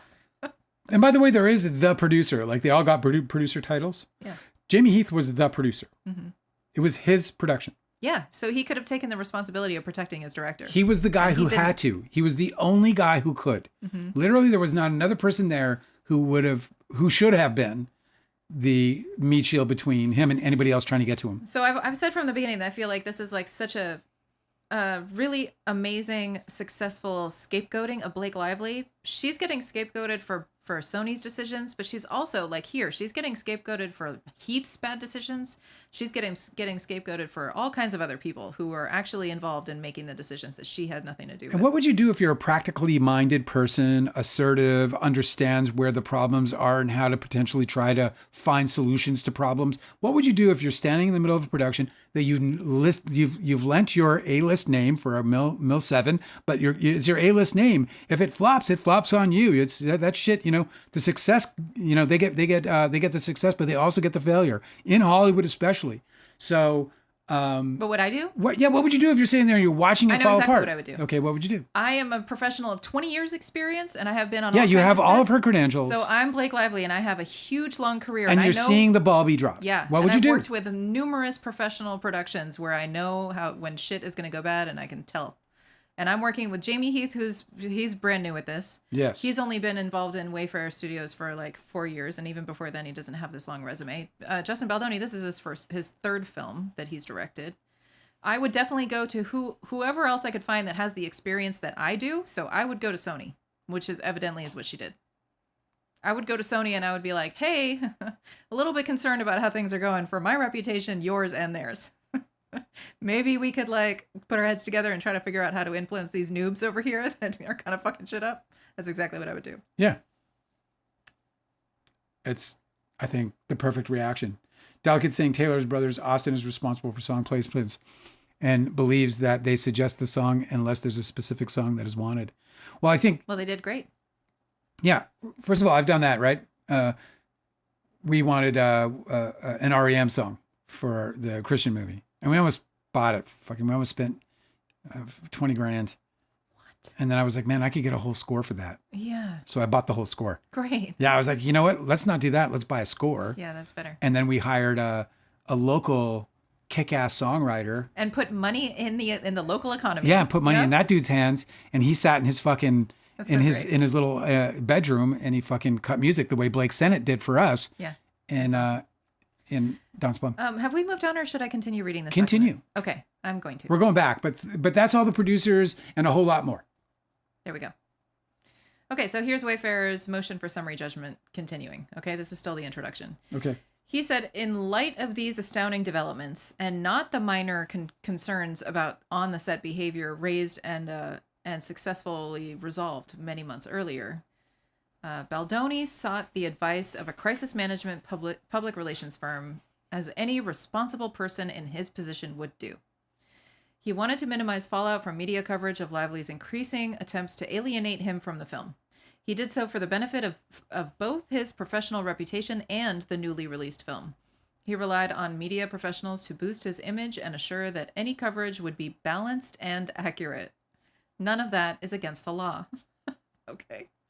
Well, that is absolutely... It's their same lawsuit that he got threw out. They're making the same fucking arguments. I mean, that is absolutely... Oh, my God. His What will publicists the do ruling admit actually that say? My God. his publicists admit to doing much more than this. They are obsessed with Blake Lively and what's happening with Blake Lively in the press. People are making careers out of it. I know. I mean, we should. No. I mean, we're talking about it on a daily basis. I'm talking about the defendants in this case. Yes. Were very focused, not on their client, but on Blake Lively. Yeah. Aided by two of the world's largest litigation firms, Lively now seeks to create causes of action where none exist. This is so unbelievable. Except that they've been given the right to sue, and their lawsuit is going forward. She cannot show the behavior she disliked was caused by her sex or gender, a basic prerequisite for her sexual harassment claims. She alleges Baldoni's resort to public relations professionals was retaliation for complaints she had raised. This ignores the large temporal gap, not to mention the many intervening events between her raising of concerns and Baldoni's resort to crisis management professionals. There can be no claim for retaliation based on purported complaints raised in the distant past. That's not true. And it's not the distant past. They've only known each other for a few years. Nor did Baldoni and his co-defendants engage in a defamatory smear campaign. It was not illegal for Baldoni to promote positive content about himself or truthful narratives about various events. That Lively's reputation may have suffered as a result of her own ill-advised public statements and actions. This is a dispute about Hollywood reputations, not genuine legal wrongs. It does not belong in court. Not according to the CRD, not according to Judge Lyman. It's a very interesting thing because it feels like it flies in the face of the court. Yes, and the evidence that they have provided from their side. It's stunning. He wants to know you can bury her. It's like them saying that all that Jed Wallace did was monitoring, and then they're constantly thanking Jed Wallace for the wonderful work that he's doing, changing the narrative and suppressing stories and all of this other stuff. But that's not just monitoring. But they're in the text messages saying it. Okay. Statement of facts. Yes. Are you monitoring the chat? No. You should. Kind of. Okay. It's hard. Anyway, I'm glancing at it. But keep going. Okay. Keep going. Justin Baldoni is an actor, director, producer, and author with significant experience in addressing gender issues, including in 2 published books and a podcast devoted to questions about masculinity. He tries to be a fucking expert. No, but see, here's the thing. They're misquoting him because in his book, he is very explicitly stating that he is not an expert. But that's not what they're telling the court. That's not what they're telling the court. They're telling the court he is an expert. All aimed at a predominantly male audience. In 2019, he obtained the rights to produce... But not male audience, because statistically, it's females who were watching the podcast, and it was females who were buying the book. Right. But it's aimed at a male audience. Oh, well, I guess he missed his aim again. Okay. In 2019, he obtained the rights to produce a film based on Colleen Hoover's best-selling novel, It Ends With Us. The reason I point that out, Angela, is because they hide behind fucking bullshit. Mm-hmm. This is for men. Okay, ladies? It's and by the way, check out my apps. Like, it's fucking bullshit. Baldoni's production company, Wayfarer Studios, which specializes in films designed to promote social change, initiated work on a film alongside Sony with Baldoni set to serve as the film's director and lead male actor. Because the story focused on issues of domestic violence, Baldoni and Wayfarer partnered with No More, an organization dedicated to ending domestic and sexual violence, and agreed to contribute a portion of the film's proceeds to support survivors of abuse. In early planning, the parties agreed the film's publicity needed to center upon and carefully handle these serious themes. In early planning, you see how they're specifically saying in early planning? When they partnered with Sony, Sony was like, yeah, we're going to market this as a romance film because that's what puts butts in seats. Got it? For sure. Cool. It's the weirdest thing because it's like they didn't understand. Like, it's not the trailer that gets the message of the movie through. It's the movie. And Sony was never prohibiting them from marketing however they wanted. It's, they were like, listen, we're going to market it this way. You guys can say whatever you fucking want on your social media. Like, we're not going to fucking stop you. Yeah, they were like, go talk about your fucking charity, buddy. But it's not an official part of the marketing. But they're acting like they were. But they wanted it on the poster. They acted like they had a fucking boot on their neck the whole time, and they didn't. Okay. Well, because they wanted it integrated. When it's not integrated into the Sony marketing plan, then it's basically on the outside. So if you're sitting there saying that, if you're say they're making promises to these organizations on their own, which they didn't have the right to do. Right. And so if they're sitting around like, hey, I want you to be this and we're going to take you to the top. You're going to be in all the theaters. We're going to put you on the fucking poster. Maybe we can even get you mentioned in the movie somehow or whatever. Do you know what I mean? And Sony's like, no, that's not how this fucking works. So, and then now they're on the outside. So while it's a gesture to say, go ahead and do what you want, it's not, it doesn't have the $30 million. Because you know how Steve Sarowitz said he put in $30 million? Yeah. In all likelihood, Sony put in $30 million. Right. And their $30 million was allocated directly for the marketing. So they got to say no. No, we're not gonna buy your mariachi band. Okay, here we go. The first point is this is labeled A, and this is where the victim blaming starts. Okay. Their argument is that she should have known she was going to be sexually harassed because she signed on to a film that's sexually charged. Okay. Yeah. The old Ron Jeremy defense. Lively chose to take a lead role in a sexually charged film with adult themes. In December 2022, years into the film's development, Blake Lively, a well-known prominent actor, was cast as a female lead. Something here is redacted. She understood, nevertheless, based on the script and before she accepted the role, that the film would include sexual content and address domestic violence. I love porn. That's what he said. I love porn. It's a real problem. I was addicted to porn. I can't stop it. Anyway, I don't know what you're going to do with that information, but I just thought you should know. No, there's nothing in the movie about loving porn. But I love porn. Yeah. Prior to filming, Lively reviewed notes from a female Sony executive stating that the audience was expecting something redacted with redacted. Sorry, we don't know what that is. Okay. Part B. Lively worked as an independent contractor, but no contract was ever formed. Jeremy writes that nobody chooses to be sexually harassed. That's right. I'll take the sexual harassment, please. And with a side of belittling dismissal. Thank you. Yes. And also that'd be delicious. Suppression. I would love a glass of suppression. Thank you. Oh, and for dessert, some retaliation. Maybe a smear campaign on the side? Yeah. That'd be great. Yeah. Powdered smear campaign. A little sprinkle of smear campaign. Or smear with a smear on it. Yeah, just put a smear on it. Okay. Lively worked as an independent contractor, but no contract was ever formed. And I was eager to read this part to you because you're a filmmaker, so you would know whether this is bullshit. Okay. The parties never executed any contract concerning Lively's role. Yes, they did. They would have no rights to her likeness. Yes, they did. If they did not have a contract that was executed. That is completely false. And by the way, she would be able to sue them to stop the film from even being released if they did not have a contract. Well, Sony, it stops at Sony. Sony would have never engaged in a movie unless they understood that she was under contract, and she understood that she was under contract. And to prove that point, when they found out that Ryan Reynolds rewrote the rooftop scene, the very next day they had a letter. They had a letter saying we need an agreement in place because that could potentially infringe on copyright. So if Sony was even remotely threatened by Blake Lively's contract situation, we know because of the threat they felt by Ryan Reynolds merely rewriting one scene, I should say. Mm-hmm.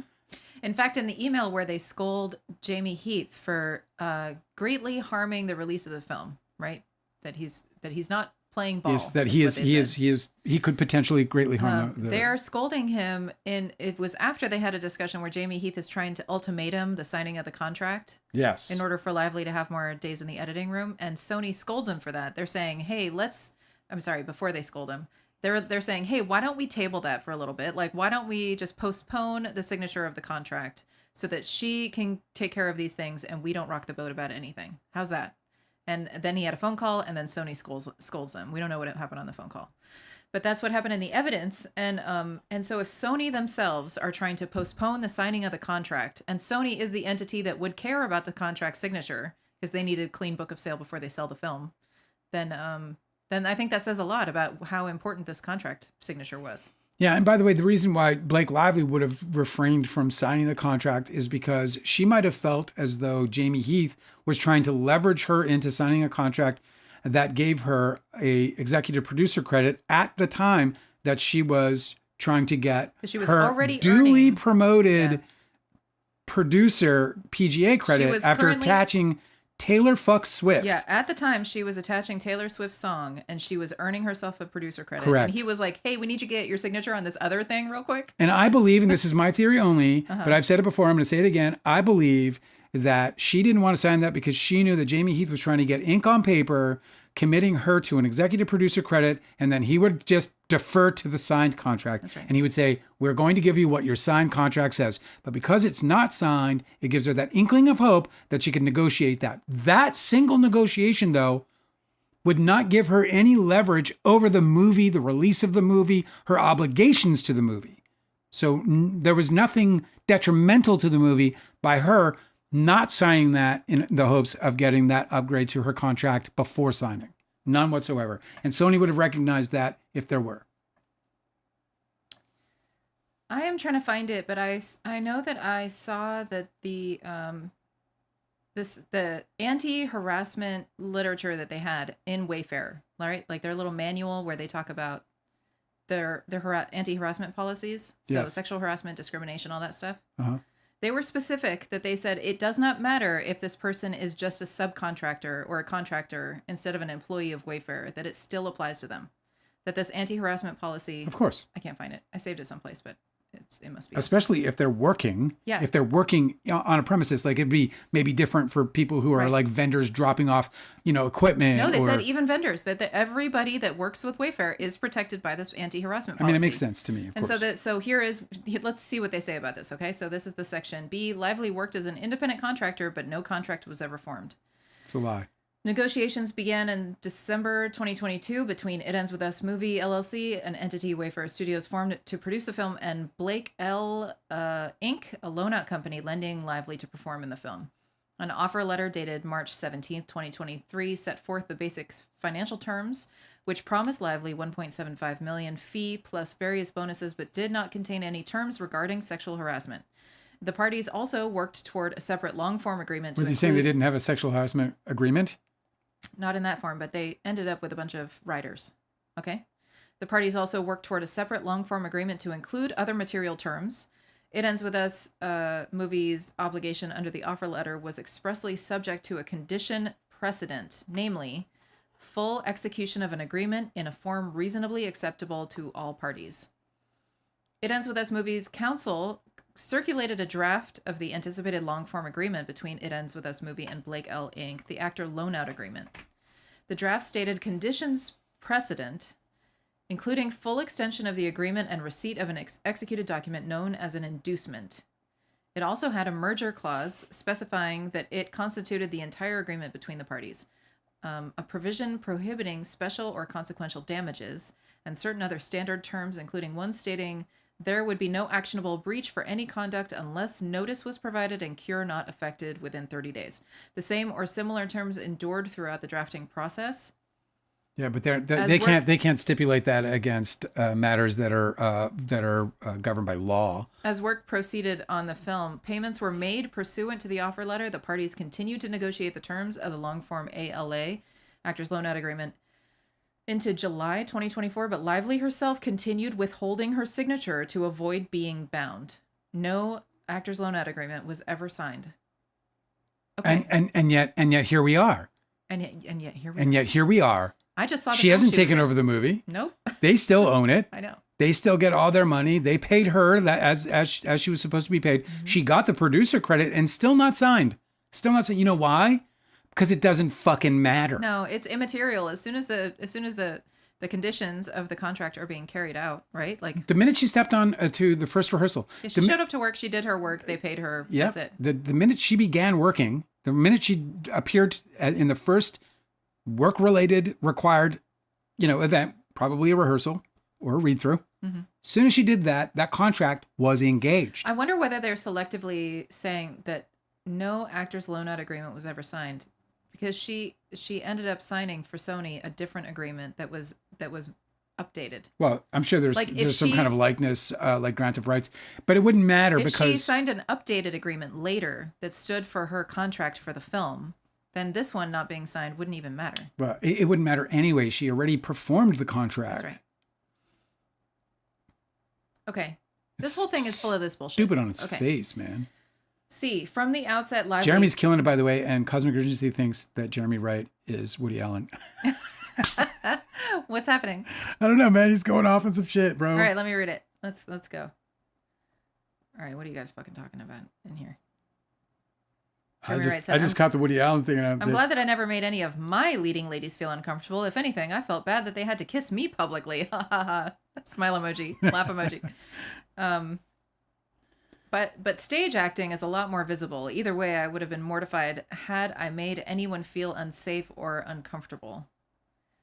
Yeah, that is a terrifying thing. Like, I think about my life retrospectively after Me Too and everything. I'm like, have I ever, like, I've like, it's horrifying to think that I would have ever in my life, like, it terrifies me.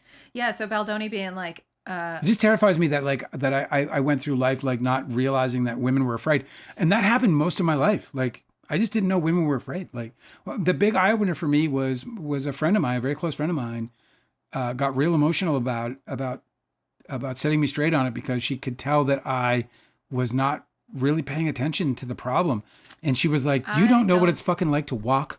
No, alone on a street with a man silhouetted coming towards you. You don't know what goes through your veins. It's not actually as extreme as you are making it out to be. Like, I'm talking about the conversation I had. Yes, I know. I'm talking about that conversation. But you said that women are always afraid. Well, they're not always afraid, but there's... It's not really like that. It's kind of like you just, you do a little risk assessment everywhere you go. And most of the time it's chill. Well, okay. But you guys do that too. I mean...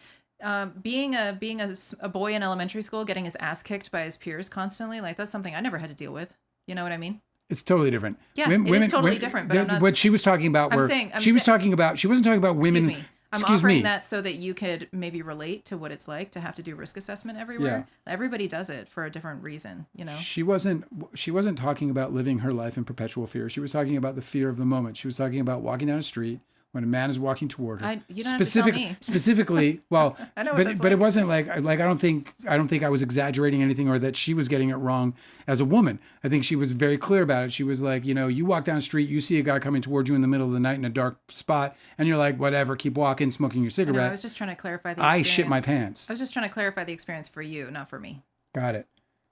It's like risk assessment is a good way to put it. I think it's just like everywhere you go. No, I get that. Like you do it here. You're like when you know. Okay, so like when you are walking alone in like a parking garage and there's nobody around, you're like, this is fucking creepy. I get scared. I'm scared of ghosts. Do you know what I mean? I'm like, is there a ghost? It's the same shit. It's not because the ghosts are men. Well, here's the thing: is like I think that a lot of people recognize that it's less likely that you're gonna get like jumped from like some strange person in the bushes, and it's more likely that you're going to be like tricked or coerced or betrayed by somebody you know. Absolutely. And so it's a strange and like I believe the statistic is like something like 89% of sexual assaults are from people they're dating or married to or know or are related to. So in many ways that's way worse, and then in some ways it's better. So I don't know what to say, man. It fucking sucks. But I don't think that it's accurate to say that women are afraid all the time. Well, we're spending too much time on this. We should get back to what we're man, I didn't start the conversation. Cosmic Urgency said, I would definitely joke about HR, but I don't present myself as a male feminist hero guy. Oh, I was going to say, Baldoni says that he apologized to Lively several times, but then we saw the behind the scenes footage of him at the bar where he says, okay, sorry, and like rolled his eyes. And I was like, that's the apology he's talking about. It is. That's why he feels like, oh, I dealt with it. I said sorry. That's why she feels like it was never dealt with. Like it wasn't ever fucking addressed. Yeah, it's why she feels that way, because that's how it was flippant. The whole thing was flippant. Yeah. Flippant is a good word. Okay. From the outset, Lively sought increased control over the film. But the man enough guys are the ones who like to elevate the women around them because they live in a male-dominated world and they want to make sure that they can level the playing field, right? We 100% would not allow it. That's what the man enough whole brand is, right? It's disgusting to me. Okay, like, so check this out. And she's like offering the world, bro. Here are my dragons. Was it a stupid thing to say? Yeah. No, but what she's talking about Khaleesi bullshit. She said, and they can be your dragons too. Yes. Everyone around me benefits from these wonderful monsters of mine, and they can be your dragons too, is exactly He what walks she out of there fucking said. scared. I walk out of there doing all kinds of different I dances. know.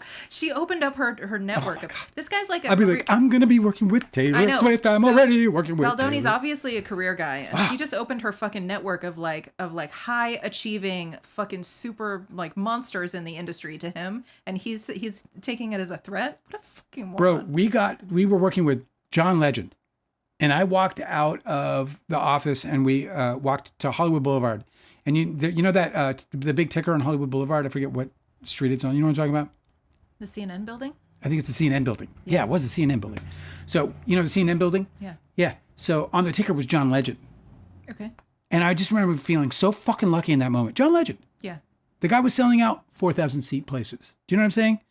And I'm sitting there going, and he was a big star in his own right, like he is, but he's no fucking Taylor Swift. No, but you're like carving out your little piece of Hollywood. But I'm where sitting there you're going, like, man, dude, I'm fucking working with that cat. Yeah. You know, I'm fucking trying to make movies with that guy. I'm trying to make fucking TV dude. shows with that guy. I felt like it felt great. yeah, you wouldn't have fucking blown it all up for this. No, bullshit. and this guy, and that guy, John Legend, came from, we'll call it a Blake Lively type in terms of position, where he was like, hey, man, I'm in position. I can bring it, bro. And he did. In walks, John Legend. Next thing you know, we're pitching all these big TV shows because we got somebody to pitch now.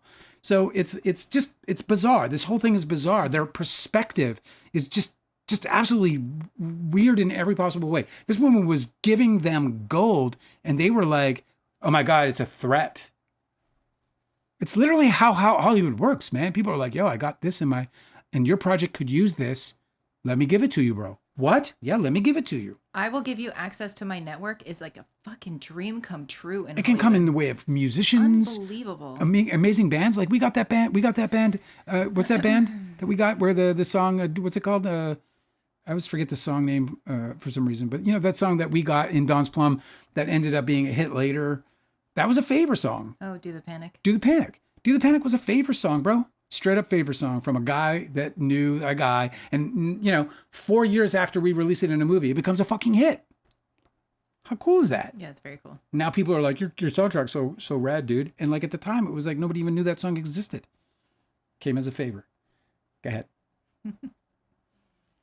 Okay, although recruited to act in the film, Lively immediately assumed an active role in production and in developing the film's script even before the filming began. She They're was lying. hired as an executive producer. She was an executive You're producer a fucking from the liar. start. Unbelievable. And she told you from the beginning when she wanted a producer credit that she's there what's to weird? produce. It's like this lawyer who wrote this hasn't read what the other lawyer who wrote the timeline and the First Amendment complaint. It's like they're not even on the same fucking team, because this guy's saying, although recruited to act in the film, okay, but she signed on as a fucking executive producer. Lively immediately assumed an active role in production and in developing the film's script even before the filming began. Among other things, she provided Baldoni with a rewrite of the rooftop scene in which Baldoni's character and Lively's character first meet. She explained that her version of the scene redacted. It related a line from the book in redacted. In messages to Baldoni, Lively referred to her revised... She referred to the book that she didn't read? Sorry, she retained a line from the book in redacted. I see. In messages... That's got to be the naked truths or whatever. Naked truth, yeah. I don't know. It's redacted. In messages to Baldoni, Lively referred to her revised draft as featuring redacted. There's a lot of redactions here. Lively took special steps to convince Baldoni to accept her version of the scene, redacted. After the meeting, Baldoni told Lively he would have gladly accepted her revisions, even without urging from redacted. And we know that this is her celebrity friends. And but here's what's stupid about it. Because we have this evidence. Here's what's stupid about it. Like, that they couldn't see, to me it's stupid, that they couldn't see the writing on the wall. She was fucking nervous. She felt like she needed to be persuasive. She didn't, first of all, she was clearly somebody who she didn't feel had the respect. She didn't feel like she was garnering the respect. Clearly, if she did, I think she would have just had the conversation. I will have more to say about this, but after I read the screenplay. But it's possible that she read that draft and was like, this is bad. Like, I want to act in something good. So let me try and convince this guy to take the rewrites. She would have read the script before she signed on. Yes. No, I know. Okay. And then so she would have known that ahead of time then. She would have known that before signing on to the project. So I don't think it was a surprise to her. But I think that what's interesting about that, what you're saying, though, is that Ryan may not have. And Ryan may have read that and went, wow, this is weak and that is weak and this is weak and that is weak. And I don't want to sort of insinuate that Blake Lively didn't know how to doesn't know how to read a script. She clearly fucking does. She's been doing it forever, and she reads a stack of them every fucking weekend. So, my guess is that they knew that the script would need work.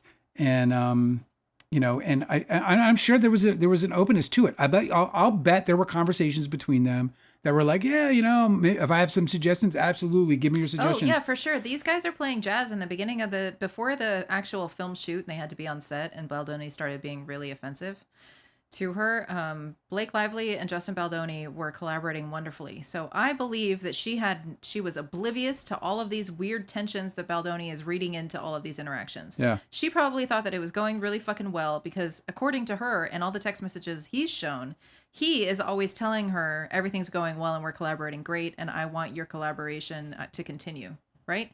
And then he goes behind her back and then he complains about it. Well, how the hell is she supposed to know how he feels? I don't know whether she's even aware that he's got these issues. This whole thing makes me feel so bad for writers, bro. Like, it's just like, it wasn't a bad script. Like the script we watched, it translated quite well. Were there errors? Yeah. I mean, the fucking grabbing of the pot and all this other stuff, but it was relatively speaking solid. Okay, Lively has since disclosed that Reynolds, not she, rewrote the scene. This episode, which occurred even before filming began, was the first of a series of events in which Lively relied on an array of Hollywood friends to increase her control over the films or to contribute creatively. It's just unbelievable. To enrich Baldoni's project. It's like they don't know the way the town works. That literally happens all the time. Okay, that Lively relied on an array of Hollywood friends to increase her control over the film while denigrating Baldoni to them along the way. That is just. I don't know that they have shared. There's no citation of any evidence that supports that she was denigrating Baldoni to her friends, ever. Like, there's no citation here. There's just stupid. There's no linked. They're not adding anything that I can go look at for evidence of that. Before filming began, Lively took additional steps to influence the direction of and take control of the film. At her request, Wayfair abandoned plans to film the movie in Boston, where the novel takes place, and relocated the set to New Jersey near Lively's home. Wayfair also arranged to change the start date and schedule to accommodate Lively's other professional and personal commitments. Okay, well, I guess you should sue her for $400 million for that. It's just standard. You have to do that. That's what working with stars is like. Yeah. They have wild schedules. They're expensive. They're difficult. They have needs beyond any other actor or anybody else working on the film. It's just how it works. And I'm sorry if that was your first exposure to it, but you should have been prepared for at least some of it. Fuck's sake. I mean, you were repped by fucking WME. So this next section is stupid. This next section is heavily redacted. It looks like that. Why don't you just skip the redacted and go down to where it's not redacted and start there? Well, no, I'm just going to... This kind of. All right, do you And we also know what a lot of was said because Baldoni's already shared these text messages between him and Lively in pre-production. All right. Lively raised concerns about her physical appearance. Having recently given birth, Lively expressed concerns to Baldoni and others that she redacted. When Lively asked Baldoni she gained weight. Yeah. When Lively asked Baldoni redacted, Baldoni responded, kindly redacted. If that's the case, by the way, that makes him asking what she weighs more egregious.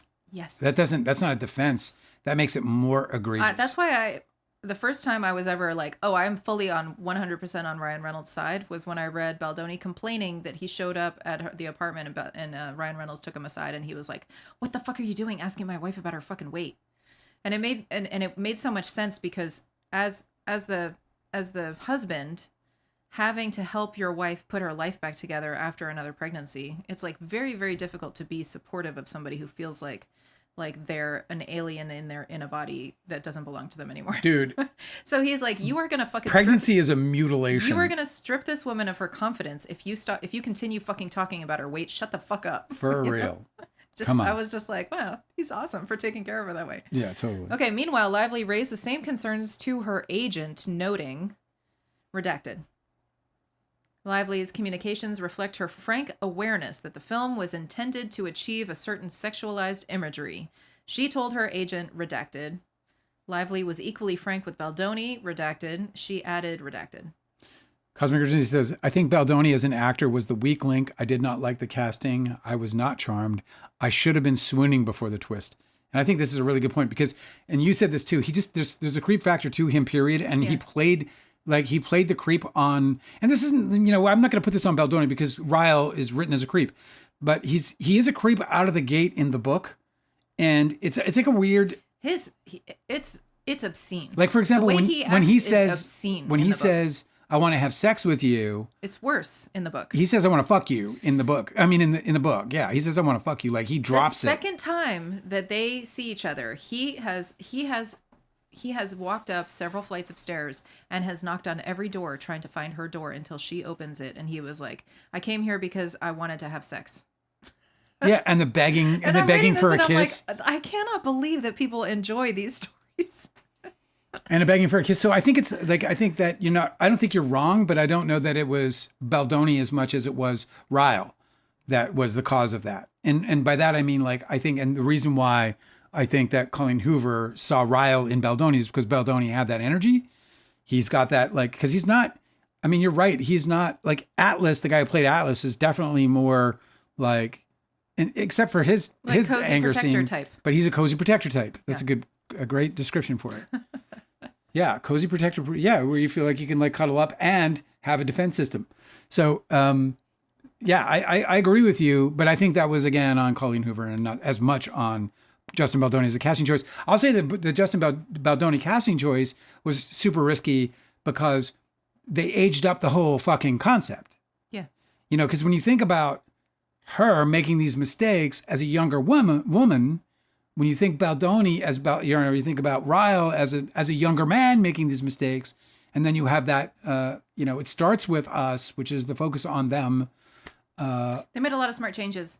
Like I said before, they adjusted well. Making her wealthy was a really smart change, I think, because well off, I think, is more accurate. But yeah, because otherwise you'd think that she was staying for the money. Well, how would she anyway be able to afford opening up a store in Boston? Yeah, I know. Well, it's fucking Boston. It's not like she's doing it in Athens, Georgia commerce, But, Colleen Hoover is a great writer in that she can craft a scene and you actually know what's going on. There's a lot of best-selling books I've picked up where I'm like, holy shit, why do people like this? This is impossible to even understand what's happening. But all of the criticisms I've ever read about Colleen Hoover, and especially this book, I was like, oh yeah, I get it. Like, I understand why people are pissed at her for writing the story this way. I don't know that I necessarily agree, but it's very much understandable because she took a lot of huge risks. Like making her fall in love with a man that behaves this way, number one. For sure. Yeah. It's basically like he just wore her down. Well, I mean, of course it's supposed to be, it ends with us because it happened to her mother and, Watching the movie actually really obscured one of Baldoni's points that he's been saying in his press for the film. We've watched a lot of his pre-premiere press, and he was talking about how when he was crafting the character of Ryle, he wanted to make him really redeemable. And watching the movie, did you see anything fucking redeemable about that character? Well, you can't. Why would you ever want to try to make a domestic abuser of fucking anything other than what they are? Isn't that wild? Yeah, it's just absolutely disturbing. And the reason, of course, is because, and this is why I believe that he truly is a narcissist, because I think he's in that situation where he's like, well, I can't be that. I'm not that. And he wouldn't be that. Like, I have to be redeemable. Yeah, I have to be redeemable. It was a funny thing, remember, in my book, and this is fucking, this conversation, happened 100%, where fucking, RD was like, telling RD, or telling Leo, well, you got to make your character at least somewhat redeemable. And like, Leo was like, why? Why can't he just be a jerk? Why does he have to be redeemable? And like RD's like, yeah, you're right. Fuck it. He doesn't have to be. He can be a fucking total jerk off. Let's do it. It's totally cool. Cosmic Urgency said, Brandon Sklenar, be still my heart. Oh, that's his name, right? Brandon Sklenar? Yeah. Yeah. Hinata He's the guy who spoke effusively. Is that the word? Yep. Hinata said, Brandon Sklenar could have saved this movie and would be great in the sequel. He was amazing in 1923, and I'm not a fan of that genre. Is that the one we watched? No, we watched 18 something. Yeah, we watched what's one? that guy's name? Stupid. Taylor Hackard? Taylor Sheridan. My favorite part of that one, which is like, I guess they were like on a wagon train or whatever. Yeah, they were going My favorite part of that west. My favorite part of Taylor Sheridan's, he wrote himself a cameo. Yeah. But it was late in the season when everybody's on this wagon train, like going through like the uncharted west, and he rides in on a horse, and he's like perfectly groomed, And he just like says something that's like, he comes in with some piece of wisdom and he like saves them real quick for one episode. And then he like dashes away into the distance. And like, there's no civilization anywhere nearby. And he was like perfectly washed. I thought it was hilarious that they got And I was raves. like, oh, of course he would write himself that role to come in and save the day real quick on a Yeah, horseback. and then he gets all these raves for writing like so historically well, but he has the Native American or the Native Yeah, the indigenous the Native American kissing. kissing on the mouth. As soon as it happened, I was like, there's no way that they would do that. That wouldn't happen. Yeah, Dale had to look it up. I was like immediately upset by that because I was like, that's not fucking real. So And you were unsure. You were like, are you sure about that? I was like, I'm pretty fucking sure. And so I looked it up to verify it, and sure enough, man, they don't kiss on the mouth. Or they didn't, I guess. Bother me. Let's shit like this bothers me as a writer. I'm like, you can't do that. That's where I get upset because it's like you're changing something too important there. And that's also a great opportunity to do something where you can convey intimacy in a totally different way that is supposed to be the same as having a first kiss. Continue. KK says, IMO, the love story between Atlas and Lily was the only good part of the movie. And Hinata agreed, said, and it's the point of the book. Baldoni made it look like it's about himself. Yes. He was. It was the second lead, Justin Baldoni. Kindly DiCaprio said, Cosmic Urgency is very wise with movies. I agree. Cosmic Urgency is very wise with movies. I agree too. Cosmic Urgency said, Ryan Reynolds told everyone not to talk about it, even if it's to support them. Said what? I don't know. He said what? Ryan Reynolds told everyone not to talk about it, even if it's to support them. Oh, Talk everybody's. about what? He's probably talking about the people on his side, where people want to speak up in their in support of Blake Lively and Ryan Reynolds, and he was like, "You shut your mouth." Yeah, shut it. It's hour 55 into this. You want to keep going? I don't think so. I think I'm just gonna finish up with the chat. Okay, and we'll finish it tomorrow. I mean, it's a fucking 73-page document. I'm not gonna get through much more. We're not gonna record anymore on it. No, we can. Do We some can more if you want to. I just think I mean, I think that it's really interesting shit, and we're gonna cover the trial. But do you want to do like another hour of coverage tonight? No. I think we can finish it up tomorrow. Let's finish up with the chat tonight, Okay. and then we'll finish it up tomorrow. Delicate said, I also don't think she is leaving Blake out to dry with Scoots. Scoots. I honestly think that they took their friendship offline. There's no way that. Listen, why would Taylor Swift blame her? Abandon her. Why would she blame her for this? There's no way. There's no way. There's no way. There's no fucking way. I just think that people are high she didn't drag her into anything. Taylor Swift's a big fucking girl. She knows how to handle her decisions. She is a big girl. She knows what decisions she made. She knew she was in control of her own destiny in that situation. And whoever it was, I think it was Delicate, who told us who in the family deals with the licensing. Mm-hmm. So, I'm sure it became incredibly just, formal at that point. It was like, absolutely, just work it out with Travis or whatever his name is. Oh, it's not Travis, obviously. And off it goes, So, A scientist said that Blake Lively could have seen the potential in the script when she signed on. And the Junk Farm said that Ryan Reynolds definitely improves and adds jokes all the time. Tweaking a scene seems normal. In my opinion, it did not improve the scene, but I haven't read the screenplay. I feel like if they wanted to improve the scene, they probably would have returned to the book. And they probably would have tried to adapt it more closely because the rooftop scene in the book is excellent. But that's a debate. He's speaking about the intention. That's true. And you're right about the intention. And it's also very common especially for spouses to collaborate on the projects that they're working on. It's not a fucking scandal. You're sitting in the room and your fucking wife is running some line. And you're like, that's garbage. Who wrote that? 100% that would happen in this house. That's fucking garbage. Yep. Give me a minute. Just give me a minute. Yeah.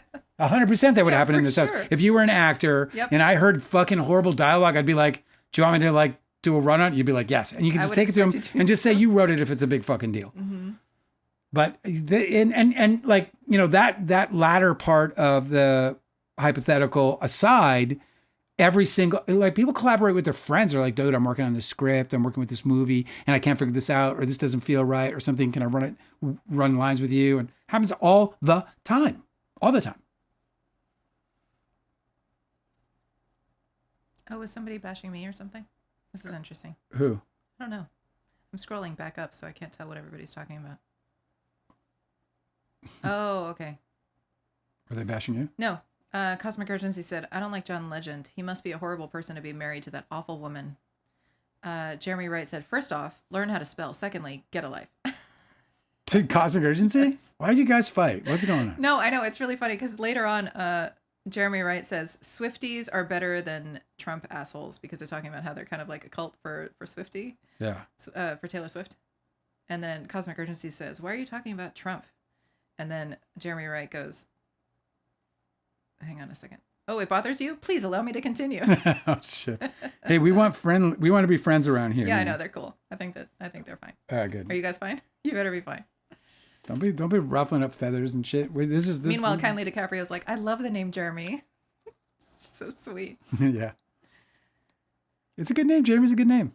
I wouldn't begrudge my parents for calling me Jeremy. It took me a very long time to like Dale. Yeah, it's one fucking syllable. I didn't like my name either. Fucking Dale. I still don't like my name. Really I think it's super weird. I found out that it was a last minute thing, my name. Your name is a last They minute thought name? I was going to be a girl, so they had me named Ellen. And didn't call me Alan. Like they couldn't in their mind go, well, I guess his name is Alan instead of Ellen. You could have been an Alan? Yeah, that wouldn't have worked, huh? You're not an Alan. Alan Wheatley probably just... But anyway, they were going to call me Ellen, and then my Uncle Fred was like, call him fucking Dale. He was just standing there with my mom in the hospital going, I don't know what to do. It's a dude. I love that he was like, yeah, just throw out a name. It was random. He was like, wrote it down. Literally, he was like visiting my mom, brother to my grandfather who had passed. So he was a big I like deal. that story. That's a nice one. That's a good way to earn a name, you know? Some family member shouts it out and they're like, fine. Yeah, my Uncle Fred, bro. And then he would pinch me till I cried later in life. Oh, that sucks. Several years later. The Junk Farm says, if the boss ever joked about HR, it's like a flashing neon sign. And no matter what my job is, I'd be checking my watch and taking notes and looking for HR stuff. It seems like bad business. For sure. Absolutely. Yes. You are exposed in that moment. 100%. Mm-hmm. Yeah. You're asking to be sued too. Also, everyone knows you've got a billionaire behind you. So it's just like, oh my God, you know, you're creating a target. You're putting a mark on yourself. Yeah. The guy has billionaire backing. He feels like he's like impenetrable. Dude, I mean, we heard him in his testimony, Steve Sarowitz, say that his daughter was threatened. We later learned, if correct, that daughter was being threatened because she was going to be ransomed. Yeah. Potentially ransomed. That's what they have to You know, do. that's the, you know, the threat of being a billionaire is that, you know, you're a target because you're a fucking money hoarder. Well, I'm sure they absolutely fucking revel in the persecution complex of it, right? Because they have everything else. So they have to, you know, there's that saying that like that philosophical saying where they're talking about like man must struggle against something. And if you remove all of the things that a man could possibly struggle against, then he will struggle against that. So if like all you ever have is convenience and comfort and wealth and everything you could possibly imagine, that will be your struggle. That you will struggle against that thing because man must struggle. Yeah. And that's what we're seeing in all these fucking tech billionaires who are like, oh, you guys are mean to me. Like, fuck you. You're just in your head. Okay. A scientist said about Baldoni's apologies. Apologies mean, this is all in caps, by the way, but I'm not going to shout it. Apologies mean jack shit if you keep repeating the same behavior. Well, that's true. And they're words or they're gestures and they absolutely carry no meaning and they actually carry no consequence either if they're not, you know, executed in good faith. Apologies can be effective. You know, it's not, you know, we can turn our cheek to them, but in reality, or turn our nose to them, I should say. But in reality, a well-executed apology is wonderful. It's very effective because there's contrition with it. Is that the word? Contrition? Yeah. Right? You become contrite, you know? You become like, you know, you become hyper aware of the problem. Like if I was ever accused... You become a fucking professional. You know, it's crazy. If I was ever accused, I would immediately know that I offended somebody. But you don't have and to. then I would have to deal with that and figure out how to make amends to that. Contrition isn't that because you're not trying to subjugate yourself to somebody else just because you've been accused or whatever. Right. What you do is you become a professional and you act maturely and you make sure nothing bad happens, right? And nobody can accuse you of something else. Fellbaumling said that the rewrite was done on the rooftop scene due to them aging forward the characters. Blake said in an interview that the reason she'd fall for Ryle needed to be matured a bit. This is interesting. I'm going to look into this. I want to learn more about. I don't know that it was, though. I don't think that they executed it well at all. Mr. Hands 57 is asking, is Ryan Reynolds the reason that they got rid of the pizza place? Uh-huh. Get it? Fucking dick. That's so funny. Hinata said that if Taylor is going to end her friendship, it will not be because of Baldoni. No. No. It will definitely not be because of Baldoni. Delicate said, I made a comment about Swifties thinking they need to defend her regarding the dragon comment. That's what Swifties have a problem with because they think Blake used her. Yeah, well, that's because that's how it was portrayed and to them. And, and because Taylor Swift is doing the right thing and staying out of it, there's going to be a certain, percentage of people who are going to be susceptible to, look, I mean, there are Trump supporters who are Swifties, I assure you. Lively, Hinata said that Lively finished that comment with, Ryan Reynolds is my best friend. I participate in what he does and he in what I do. That was not scandalous. Baldoni's PR spin made it to be. It's the same kind of scandal they're trying to make out of him yelling at Baldoni for subjecting his wife to this uncomfortable and unsafe work environment, and going as far as, insulting her postpartum,